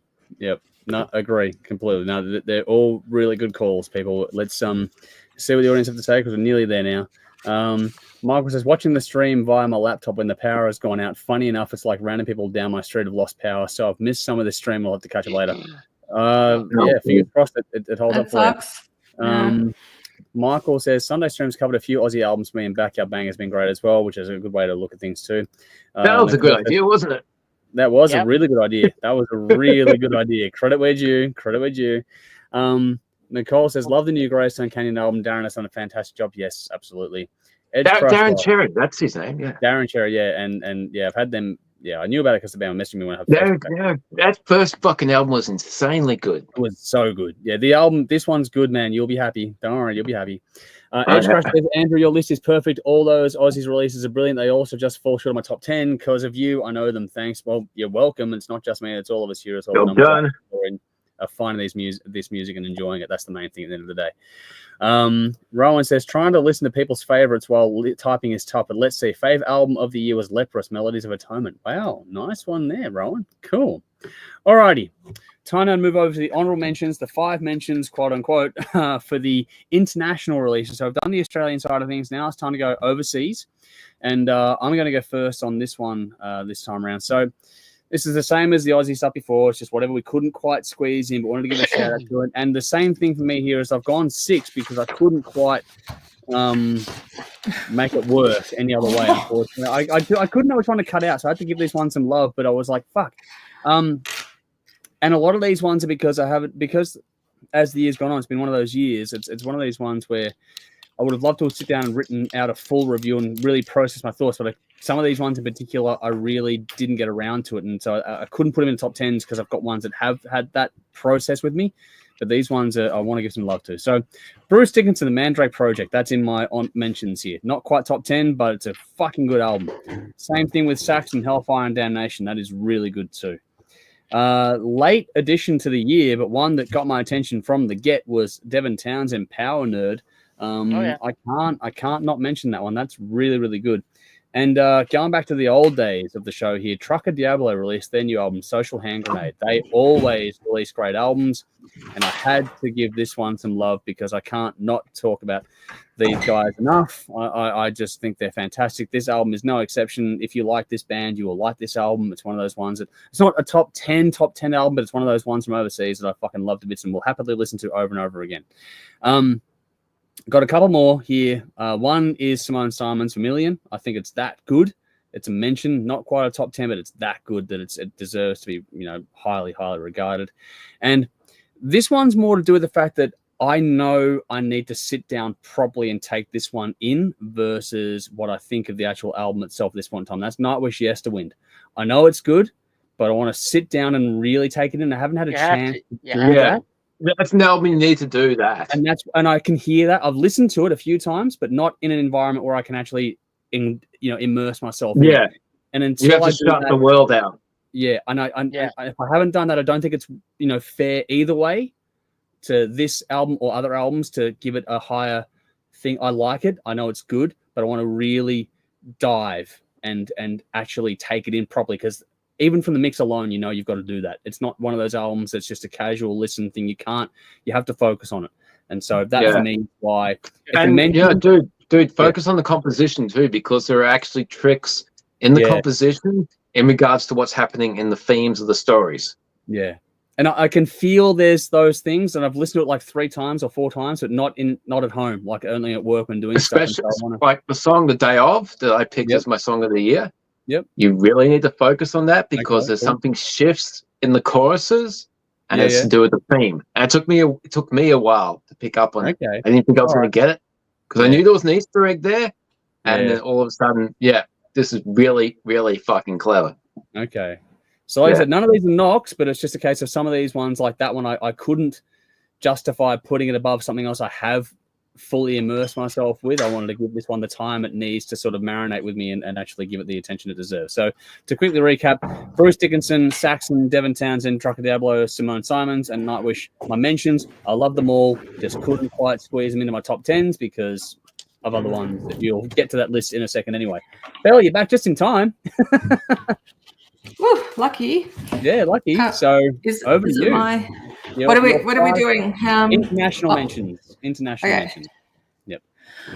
All right. I'll go through my 5 in order of release. Well, mine aren't in any particular order. I've done that, but anyway. Yeah. So these are just in the mix, as in like ones that I liked. So in February, McMars, The Other Side of Mars came out. Yeah. That was cool. Yeah. That was probably didn't really know what to expect. Not that I had low expectations, but the single that came out was cool. But I'm like, oh, can you do that all the way through? And it was good. It was good. It was a good album. It's a good album. In March, Skeletal Remains, Fragments of the Ageless, on the complete other end of the spectrum. Very heavy death. Cool. So they do their genre very well. Enjoyed that a lot. In April, a band called Exist brought out an album, Hijacking the Zeitgeist. Exist are a US progressive metal band. There's a bit of a theme happening this year for me. How much prog, Val? What are we doing? I know. There's so much prog in my... You know more prog than I do. Yeah. What the fuck's happening? I know, right? So, yeah. 3 years ago, you thought you'd do this. Like my list is full of metalcore and EDM. That'll be the trading day. places. That'll be the fucking day. And black metal. Yeah, I can't see that. And black happening. metal. Yeah. And they'll slip my wrist. Just fucking do it. So yeah, that's it. They're kind of the grittier side of prog, but they're very cool. Not without their softer moments. In May, Slash came out with an album, Orgy of the Damned, which was cool, bluesy album. I actually hadn't heard it back in May. I only got to it, I don't know, a couple of months ago, but it was good. And in August, Dark Tranquility, End Time Signals was pretty good. They've released better, but still gets in my honourable mentions list. Yeah. Solid. Yeah. Cool. Alrighty, Dave, you're up next. Yeah, I've only got two. And Slash, obviously. Anyone from Guns N' Roses releases an album, I'm going to listen to it. And this was cool because you had a different singer for every song. Very bluesy, very Slash, just being Slash. And lots of cool guitar stuff. So that was a cool release. And once again, like Bell, Mick Mars, The Other Side of Mars, which was a fucking great release and much better than Motley Crue have done in a lot of years. But two great albums just didn't actually make the top 10. Yep. Yeah. Cool. No, that's a good. Jeff, close it out. Yeah. So, I've been a fan of this band for many, many years, since probably the early 80s, and I still listen to them. And they never fail to put out a bad album. They've always put out something really good. So it's Accept. They released an album called Humanoid, which is just another one. I mean, it falls in line with pretty much everything they've done the last 15 years with their new singer. It's funny because you mentioned that, but Jolie's put in Discord, I love to Accept. So there's more, like, it's just really fitting to put that in there now as we go through. There you go. Yep. So, and the next guy, he got a bit of hate, but I love this album. That was Ace Frehley, 10,000 Volts. Okay. I thought it was well done. Yeah. I really thought it was well done. Look, it's you not and I the had best that thing he's ever done. review. Yeah. We did. And I think at the time, we both reviewed it fairly well. I gave it like a 7.5. Yeah. From memory, yeah. Well, that's not bad. It's not bad. I didn't say it was a bad album, but not. It's not like Conrad, fucking, I'll give it a 2 or something. I wasn't fitting it, but just like it's disappointing because you but the guy's fucking 70 something. It is what it is. You know, it's still better than anything fucking Kiss has put out recently. So, they haven't put. You can't. Sorry, Jake. You can't talk about age being a factor. I mean, look at what Judas Priest put out. Yeah, I don't think that's what I mean. You can't. It's not a factor. Same thing with the one that Bell put into the TV show last weekend too, the Ted Nugent one. All those guys are up there as well. Yeah, Doug Pinnick. Yeah. Now, technically, because there was 5, right? But technically, my list is 9. No, 8. It's 8. Oh wow. Technically. Okay. So, and you'll understand with my next one, because my next one is Black Sabbath. Anno Domini, the Tony Martin years. Oh, I put that in there. It's a box set. Oh, but fuck it, I had to. It came out. Okay. It's fucking amazing. I love Big it. shit. So, All right. Yeah. All right. So I had to put it there. Sorry. Nothing's new, but they're new mixes. So yeah. It's all good. It's all good, man. Don't worry about it. I'm All playing. right. And I know. And Jerry Cantrell, I Want Blood. Yeah, no, I like that one. It's a good album too. Yeah. Yeah. Really good. And another band that I absolutely love. They didn't quite make my top 10, but they are fucking fantastic, and that is the End Machine with Quantum Phase. That was good. Yeah. Yeah. Really good. really good. That was good. I love George. Fuck, man. And that dude, man, that he's got singing fuck. What's his name? Garish. Wow. Garish, yeah. Garish Patana, yeah. He's just knocks it out of the park. That guy can sing. That album is more fucking Dawkins than anything Dawkins has put out in the last 20 years. Yeah, absolutely. Agree. Yep. So it's so good. Yeah, and that's my list. Nice. Cool. Well, let's see what the audience is saying, because I mentioned Jolly before talking about Accept. Rowan also said second group was Sunburst Manifesto, thinking Ray Khan era Camelot. Brilliant stuff. Okay, cool. Turbulence, Binary Dream. That was shortlisted for me, but didn't quite get there today. And Disembodied Tyrant, the Poetic Edda. That's another good one. Yeah, I'm adding that. I'm adding that to my list. Adding that. That was great. Then Rowan's third group was Nightwish, Yesterwind, Winter Sun, Time 2. Interesting release, that one. Caligula's Horse, Charcoal Grace, Tars per Aspera, Devon Townsend, Power Nerd, and whatever EPs Tahide released this year, of course, because, Tahide, agree. Michael says, my two internationals, Turbulence, Binary Dream, that did get a lot of love in Patreon, which is what we've got these comments coming through now. And Infected Rain, Time, hard to split two different. They are good. And Rowan's gone, Michael, high five. Yeah, you two are the same page now. Edge Crusher, Cats in Space, Black Country Communion, Blood Incarnation, Deep Purple, and Saxon for me. Black Country Communion had an album out? Yeah. And so did Deep Purple. I haven't done it this year. It's good, Dave. Really good. We'll have to work out a better way of communicating next year, obviously, because we're finding some holes. I think and that's okay. We're finding holes, but it's all good. And Bash has gone, it's all good, Belle. Enjoy the music journey. That is what we're doing at the moment anyway. We'll find those things. Yeah. We'll find a way to improve. We always find ways to improve things. We'll do it better in 2025. Audio Rain, say, have a brilliant Christmas, gang. Thanks for all your awesome support of us, Aussie bands. Huge love. See you all in 2025. Likewise, all the guys. You guys are the best. Thank you for your support as well. And hopefully you have a great 25 come up to you, all of you. Michael said, Judas Priest do rely on some younger input from Richie and Andy Bell. Well, we'll see. We'll see. We'll see. No, like Rob, he doesn't rely on them to sing. It's all him. It's a bit harder to hide that. Hard music. Maybe. No, I won't say it. What? No. What? No? But I'm just saying, maybe Rob relies on some youthful guys to lube his throat up. To fluff. Anyway. Anyway, music guys say, yes, Bell, Skeletal Remains and Exist are great. Neckbreaker, a young debut album on Nuclear Blast, Shackled to a Corpse. All right, we'll have to go and check those out. There's one more people. I'll check that out. Remains. Okay, oops, Remains. Sorry. Yep. Michael says, Dave, have you been drunk this year? RE Black Country Communion. There's been, obviously, I've got to work on, I take this on myself at this point in time. I say that I've got to work on dude, like, I have been distracted. I haven't been.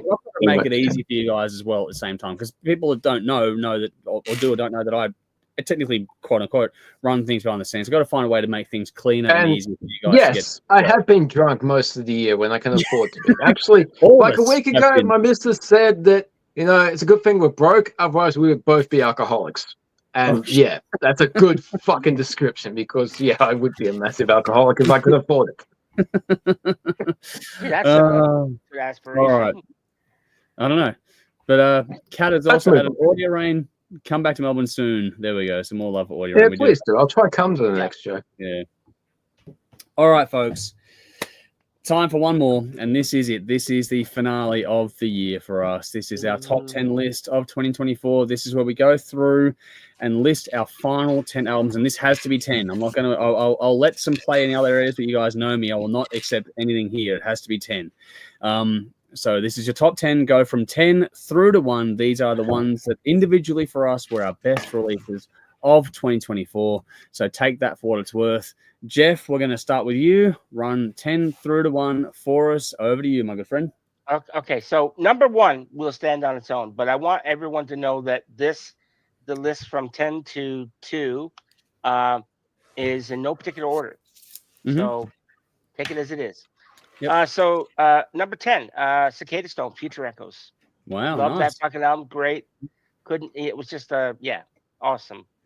Number 9, The Omnific, Law of Augmenting Returns. Yep. What an album. What a band. Number 8, Audio Rain, The Perfect Sea. Love that album. It was really well done. Number 7, Belle's gonna hate me, but OPEC, Last Will and Testament. I love it. I think it's great. Cool. To each their own. That's the point. Yep. Number 6, Saxon, Hellfire and Damnation. Okay, cool. Love it. Good album. Yep. Very good album. Now we're getting to the pointy end of things. So number 5, Caligula's Horse, Charcoal Grace. Great album. Great band. Number 4, Judas Priest, Invincible Shield. Nice. Yep. Number 3, now we're getting to pointy into things, really. This is Evergrey with Theories of Emptiness. It could not be on the list. It had to be there. Yeah. Number 2, and for a long time I tossed up between number 1 and number 2, but ultimately decided on this order. Number 2 is Termes, Eli, A Wonderful Fall from Grace. Wow. Love it. Cool. Absolutely love it. And therefore, number 10 number 1 has to be Chimeria, Tragedy to More, of course. Nice. Well done. Good list. Very nice. I can't fault that list. It's a pretty fucking good list. I don't think we would fault anyone's list, to be honest. It's not about that. It's just about us now going through our final choice. But that's a fucking good list.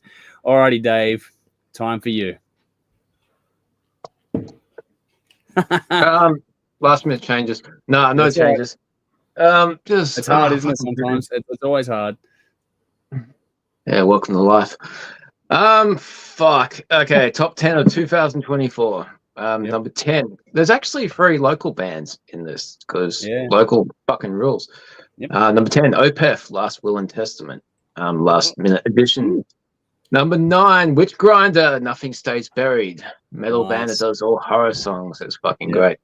Number 8, Sebastian Bach, Child Within the Man. Can't go past the classics, man. Especially as the world turns to shit and everybody gets fucking miserable and angry. Number 7, Bruce Dickinson, The Mandrake Project. Nice. The hype did live up. It was a good fucking album. That was really good. And every song was different. It's a fucking great listen. Good album. Yep. Good concept. Number 6, Evergrey, Theories of Emptiness. I wish this album could be higher, but it can't because we get to the top 5. Wow. And as usual, every album in the top 5 could and should be in the top 1, but you can't put 5 albums in the top 1. No. Okay. Number 5, Eclipse, Megalomanium 2. And my question is, did they record Megalomanium and Megalomanium 2 at the same time? Because these don't feel like leftovers. No, nothing this band does is shit. How do you do this? And write what seems like simple songs, and every time you hit the fucking nail on the head. Such a great band. Yep. How are you not well known playing stadiums? This is why the world is fucked up. This is why I get pissed off when people waste their time with utter crap. Number 4 and number 3. This is really difficult with number 4 and number 3 because they're both local, and I honestly didn't know that both singers would be listening and watching tonight. Okay. Like, I know you both, guys. Okay. You're both fucking awesome. I love your band. But the only way I could pick this was which album came out first gets the higher rank. That's the only thing I could go. Yeah. Okay. So Chimeria, Tragedy d'Amour gets number 4. Audio Rain, The Perfect Sea gets number 3. Wow. Both of these bands are fantastic, and you need to see them live. I have not seen Chimeria live. No, I would love to see Chimeria live, They were down here recently. I could not make it. Life is fucked. Everything is fucked. I need to see Audio Rain more. I need to see Chimeria at least once. Yep. I've seen Jordan live in his earlier band, Cults of Vice. Yep. he's a fucking front man. Okay, you have some of the legends. Yep. To a mass audience, to a small audience, there is nothing like it. Okay, 2 and 3. This really fucking hurts because there's 2, there's 3, and I simply can't put a live album as number 1. So number 2 has to be Ghost right here, right now, because this is fucking life. I've spoken enough about it. I'll shut up. Yep. But plenty of stuff out there. And number 1 has got to be Nightwish. What's that? What was number 3? Sorry. Audio Rain, Perfect Sea. Okay, yeah, cool. Sorry, yep, go continue. Sorry. Ghost number 2, yep. Nightwish number 1, Yes Divine. Yep. Great hype, great expectations, massive fan for the last 20 years. They never disappoint, and yeah, they've never sunk. They've always just gone up and up, and there is so much to discover in this album. It's just absolutely fucking utter perfect. It's brilliant. Nice. Like I mentioned when I was talking about the day of, when you were talking about how you need to spend more time with it. I do. The chorus, the last 2 choruses shift in a certain way. Okay. That's because the song and the theme progresses, and it needs to, like, there's the positive and the negative. This is how the intricacy of Thomas's writing is. As the theme and the song progresses, things shift. So there's like a production change. Yeah, you'll get it when you hear it. Yeah, no, I do want to sit over the break and sit down with it. You got to think about this album. Yeah. So apparently there's a lot more Easter eggs in it, and people haven't picked up on it. And there's references to every other album they ever did. Wow. But it's so cleverly and subtly done that it's really well hidden. Okay, cool. All right. Well, again, another list is hard to argue with. It's going to be interesting to see how much we cross over and how different things can get. But Belle, your turn. Your time on the block. All right. Well, number 10 is this. Do I need to go solo mode again? Paralydium. Yeah, do it. Universe Calls. Nice. Fantastic. Actually, I'd be interested in Rowan, if Rowan's heard these guys. Okay. I've heard one song from, I think, their previous album. Oh, take me out of solo mode, please. What am I going to do? So, yeah. Great album. Number 9 is a band called, I don't know how you say it, but it's Daft, like DAATH. They're pronounced. An album called The Deceivers. They are a progressive death metal band from the US, I think. There's some classical and symphonic aspects to it. There's a few collabs on this album. I think Ice Nine Kills, sort of like artists. Scar Symmetry, Periphery. Jeff Loomis is definitely on there. Yep. He does one of the tracks with them. Yeah. So diverse within the style, I guess you would say this album is, but very cool. It was a lot higher up, but then it came out. I didn't write down the month, but yeah, much earlier in the year. That's a cool one. What am I up to? 8. Number 8, Sebastian Bach, Child Within the Man. Yeah, that was a cool release. Just very cool release. He just doesn't get shit. Unlike. He's got great stuff there. Ace really, apparently. Yeah. He just sounds exactly the same. And that's a good thing. Yeah, agree. Yeah. And whoever he's got working with him, gun musicians. Got a good band, yeah. Think Basket produced someone from memory. Could be wrong. Oh no, I've never heard. I saw the band members and I haven't heard of any of them, but yeah. No, well, he's got the bass player from Todd Cairns from Slash's band is the bass player. Right. Yep. Cool. 7, Bruce Dickinson, the Mandrake Project. I was really impressed by that. Surprised the hell out of me. No, it didn't, but it was a lovely. I don't know. It was rewarding, I guess. That like he's so good, and I was like, yes, this is a great album. I haven't written out my order very well. Eclipse, Megalomanium 2. That's my number 6. Nice. Don't need to kind of go on about them because Everyone knows they're brilliant. Number 5 is Audio Rain, The Perfect Sea. Nice. I wish I could have put them higher, but they're just so. It's a log down when you get there. Yep. It really is, yeah. Mm-hmm. And 4, Chimeria. That was a wow. It didn't take long to grow, but it was another one of those. Wow, this is cool, and then wow, this is amazing. So they're definitely up there.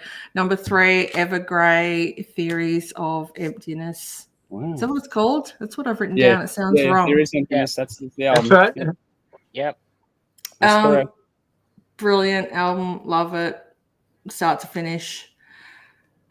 Please don't put me in solo mode. You don't need to. But number 2, Asians. Beyond the Reach of the Sun. Andrew, if you haven't heard it, over the break, give it a listen, please. I'll check it out. Yep.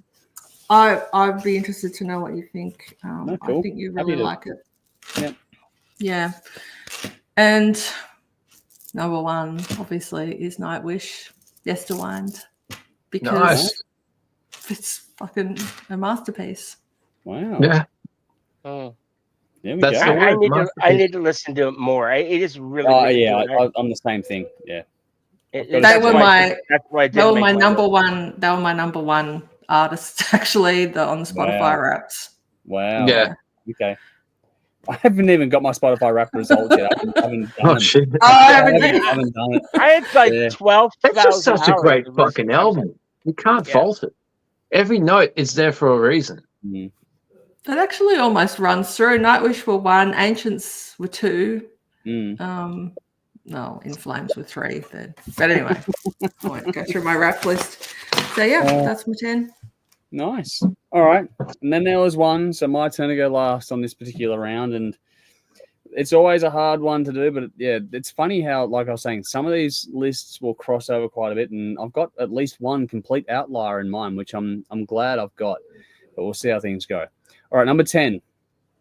Southern River Band, DIY. That album impressed the fuck out of me. I've got so many Aussie albums in this that it's not even close to funny, but I love it to bits. I think it's a great album, so check it out. Number 9, Caligula's Horse, Charcoal Grace. From the beginning of the year all the way through to the end of the year, that one has stayed with me the whole way through. Even just the track Golem is worth it for that alone. Just fucking listen to the album. It is a beautiful piece of work. Number 8, Audio Rain, The Perfect Sea. It's a stunningly good album, and I love it to bits. It's hard to put one thing about the other one. It's just that you just got to find a place for these things to fit at some point, and I find it weird that it's 8 when I look at my list, when I look at what's ahead of it, and I'm like, fuck, I didn't know how higher it could be. But anyway, Audio Rain, Perfect Sea, great album. I love it. I get it. Yeah.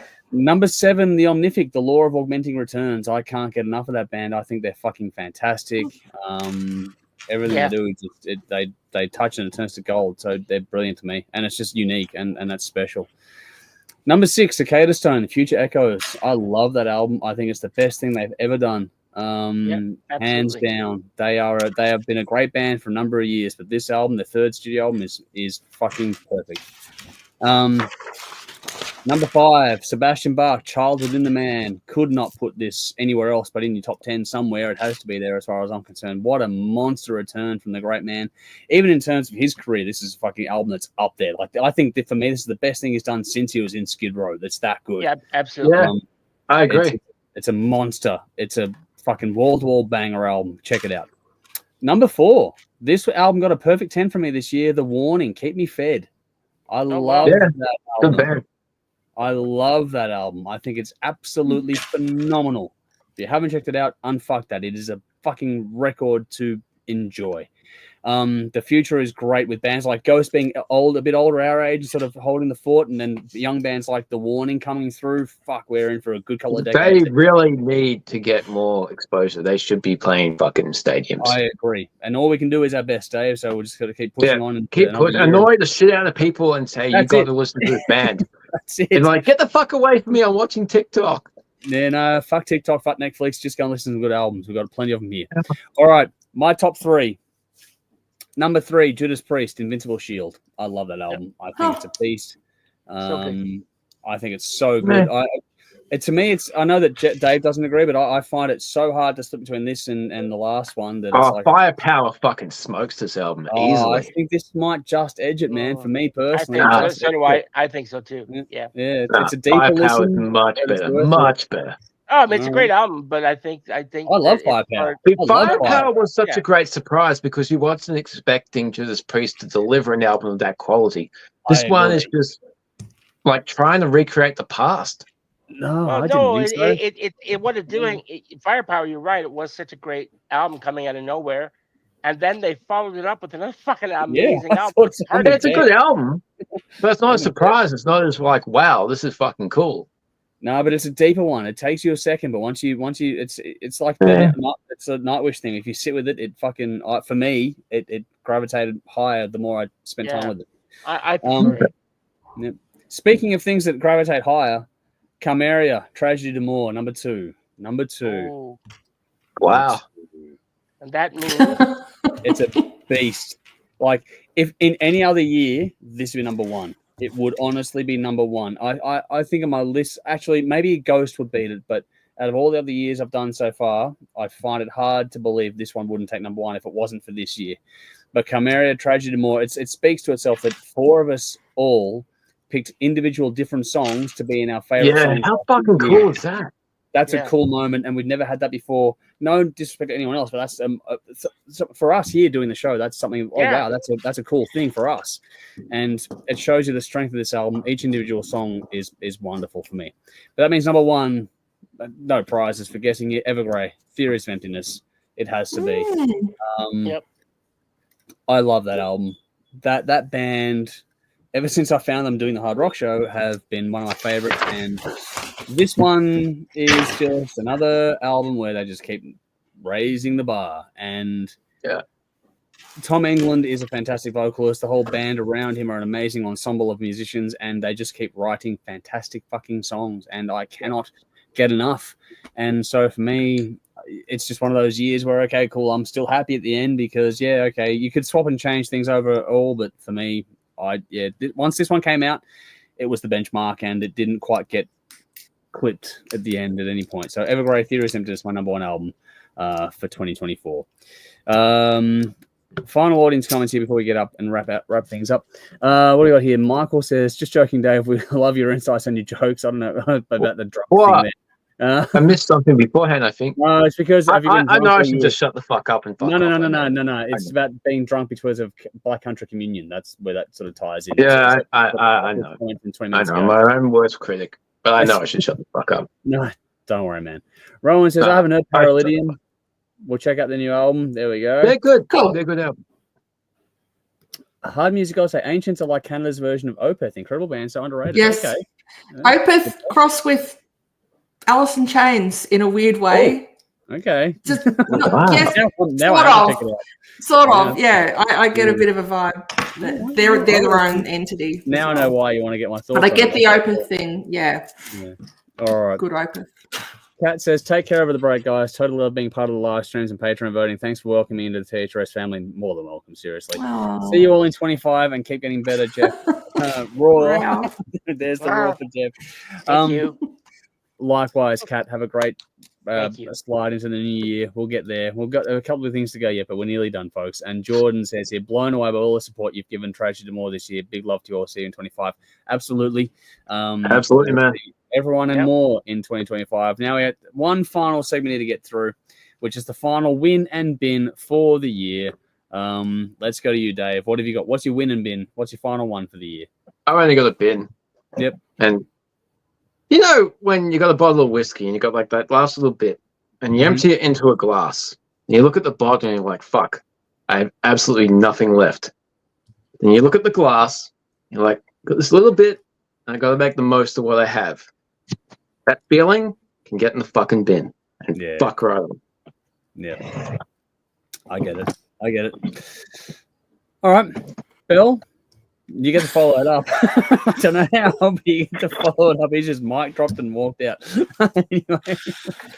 I actually don't have a bin or a win for this year. So maybe I can be just as cryptic or metaphorical, whatever the fuck that was, and say that 2024 can get in the bin because it's been shit in a lot of ways. But then as a win, 2024, because there's been a lot of fucking great things about it. So I get it. Yeah. It's not easy, but it's one of those things. Yeah. Yeah. That's why I said at the top, it's one of those years for all of us. We've all had different things at different times. And it's been one of those things where every time one of us gets up, another one falls down. We've just been playing dominoes all year. Yeah, that's a good way of putting it. Crazy. We've been playing this weird circle jerk of dominoes, and I don't know how to fucking get around it. But take a break for a few weeks, and we'll come back in 25, and we'll just take things with a fresh start, and hopefully things are better for everyone all around. You'll have done the move and stuff by then too, so it'll all be reset and go again in about a month from now. Oh, fuck, I can't wait. I can't wait either. We'll see how they go. All right, Jeff, what have you got for us? So my win is well, really, it's kind of like it goes out to all you guys, because it really comes down to all the love and great stuff that you guys showed me when I was going through the shit that I was going through in the hospital and whatnot, and so that really helped me and get through. There was a lot of people reaching out, and just there was a lot of good vibes there, and in this show, and so I really appreciate everyone and having a chance to do this one more year. And my bin is it's kind of bittersweet. It's it's saying goodbye to all you guys for the next 2 months or whatever it is, month and a half. While we're everyone's having a wonderful Christmas and New Year and all that stuff, and I hope everyone does. It's going to be kind of sad knowing that we're not. I'm not filming the part of the show, so that's my bittersweet bin. I'll be back, but it's just one of those things that. It's kind of sad at the same time. It's good and bad at the same time. Happy and sad. Yeah, I get it. Yep, that's my bin and win. Yeah, no, fair enough. All right, for me, the bin part of this is 2024 in a weird. This is going to sound really strange, but it'll make sense with a bit of context. It's been a bit of a year of loss. Just with the things that have fallen through the cracks this year, I haven't listened to as much as I want to listen to. All that sort of stuff goes into the pit. But it's also things. It's little things like this year I've seen. It sounds silly, but it's when you lose something you've done for over a decade and you can't access it anymore, and it's just taken away arbitrarily. It's like, okay, fuck. Two things in that regard. One is this little silly Simpsons mobile game I was playing since it came out in 2012. They sunsetted that this year, and it's done and dusted. And it's like, okay, bugger. It's not the end of the world. I get it. And okay, but it's one of those, it's a small little sort of gut punch, like, oh, motherfucker, I was enjoying that. And then it just comes out of nowhere and it's like, they take it away. And it's like, okay, well, fine. I get it. I understand the business of it. It's all fine. But it's like, shit. The bigger one for me on that side of things is how Facebook have treated me this year. Lost my personal account that I've had for fucking don't know how long, for nothing. And on top of that, now how they're interacting with the Hard Rock Show Facebook page is making it incredibly hard. So I'm going to make changes to Facebook and probably Meta products and how we use them. Probably next to nothing at all in 2025, unfortunately, just because it's too hard. I've said to you guys behind the scenes that I don't want to risk losing all the history of the comments and everything that's been done. I've lost my personal page already. I don't want to lose the legacy of what is the Hard Rock Show on Facebook because they arbitrarily flag a post that's to do with our weekly streams, and it's just a fucking shit show. I just cannot. I flagged the comment. I know. And so I just don't feel it's worth the risk. I'd rather invest in platforms like Discord, YouTube, and Patreon that'll actually be there for a longer duration at this point in time that aren't just moderated by some AI bullshit that's going to fuck it all up. So that sense of loss that comes from just the gut punch of the game and losing my personal account, which you guys all have been aware of behind the scenes, but that was just fucked. Like I lost everything. And it was like that. And it was just done. I couldn't access it. I couldn't do anything with it. It's like I couldn't even download anything. It's like, okay, fine. That's the end of that. And it's just like, well, that was fucked. What, 10, 12, 15 years of content? Yeah. Your memories? Yep. Photos, the works, I couldn't get a download before they fucking killed it. So I was like, okay, fine. Well, that's that. And even last week where they offered me the chance to either delete the post or remove myself as an admin from a page I've created for how long now? So it's like just Facebook can fuck off. So their products are not going to be high on our list next year. So if you're watching us on Facebook, migrate to YouTube. It'll be worth your while. The win, though, I'm going to close on a happy note. Whilst it's not the best year for all of us collectively. We've all gone through different things at different times. I'm just happy we got through it at the end of the day, if that makes sense. I'm happy we made it as enjoyable as we could for ourselves, for the people watching at home. I still never lose the joy in finding new music every single year. For as long as I've been doing this, I've not for a minute lost the joy in finding these things that we all get to talk about. And even when we disagree, it's fun. You know, I enjoy it. I've never lost that fun. It's not always fun. No, I know, but it can get heated. Most of the time it is, but fuck. It can get heated, but, you know, for the most part, you know, but the thing is that even when it's bad, it's still better than not having it. Does that make sense? Yeah. I'd rather have it than not.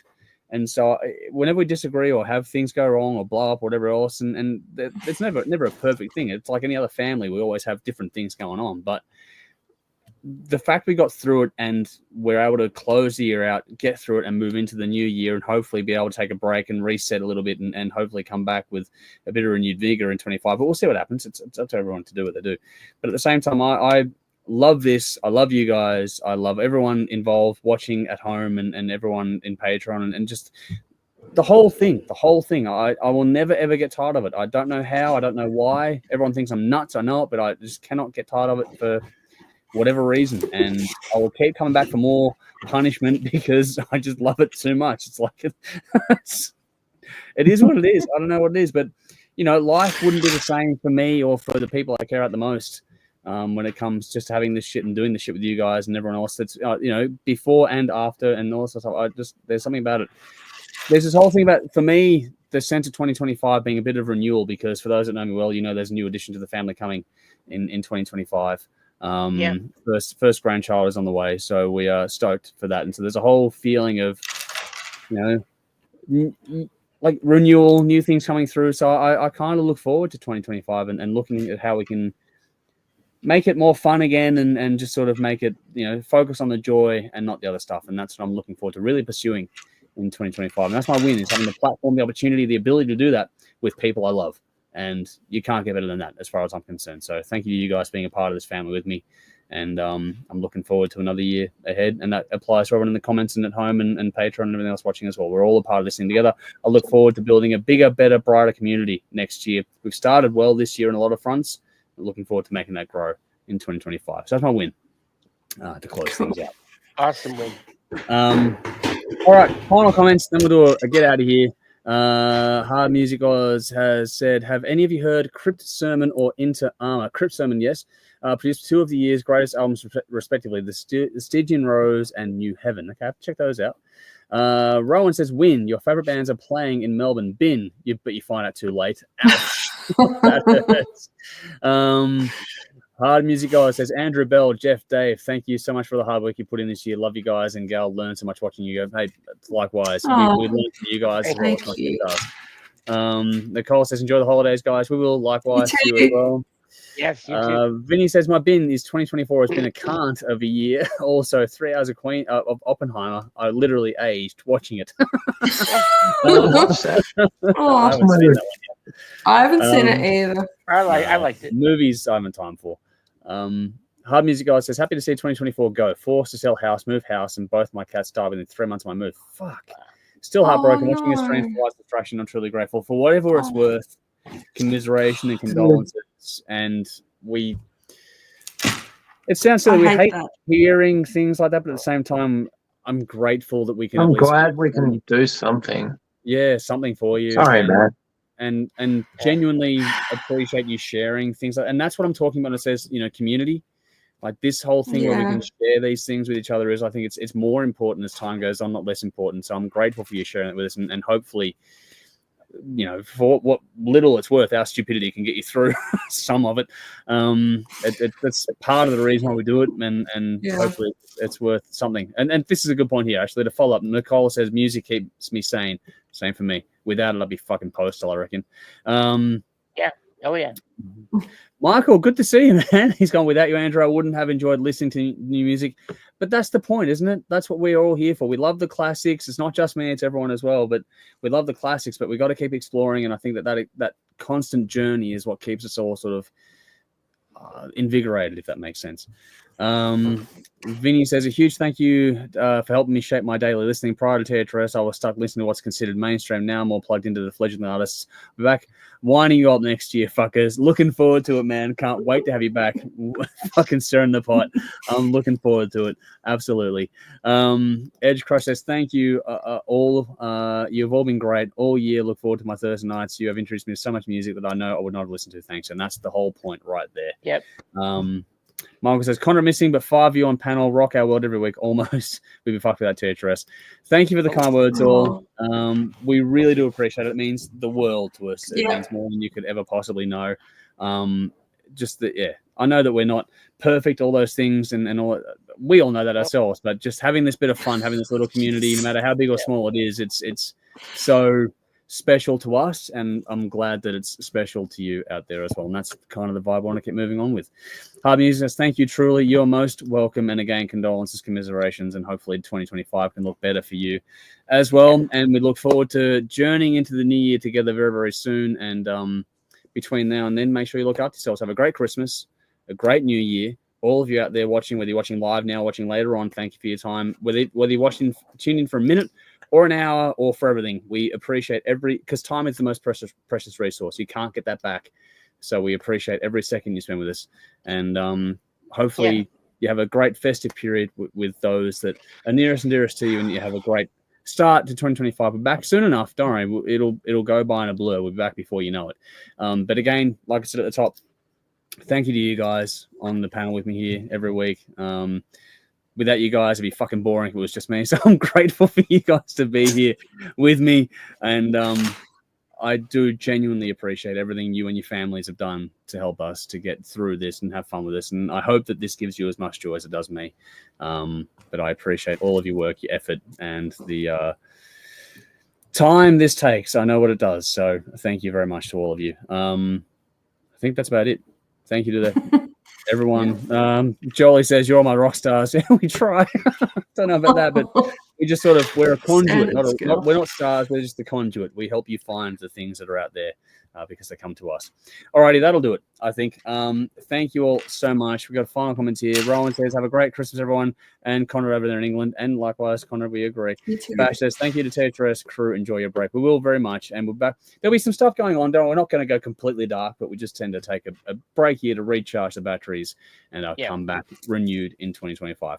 But until then, a big thank you again. We've got Belle beside me on the screen. We've got Dave in the opposite corner, as always, and Jeff below me on the screen. A big thank you on behalf of Conrad and everyone else involved in the show here behind the scenes, including Jody, who says hello to everyone, as always. Hey, Jody. We'll see you all again very, very soon. Just stay tuned. We'll have some stuff going on. But, yeah, this is it for the live streaming side of things until we come back in the new year.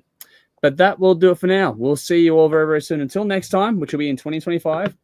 I'm Andrew, and as always, drink up. Rock on, folks. See you in 2025. Merry Christmas. Merry Christmas. Happy New Year. We'll see you soon. Bye, guys.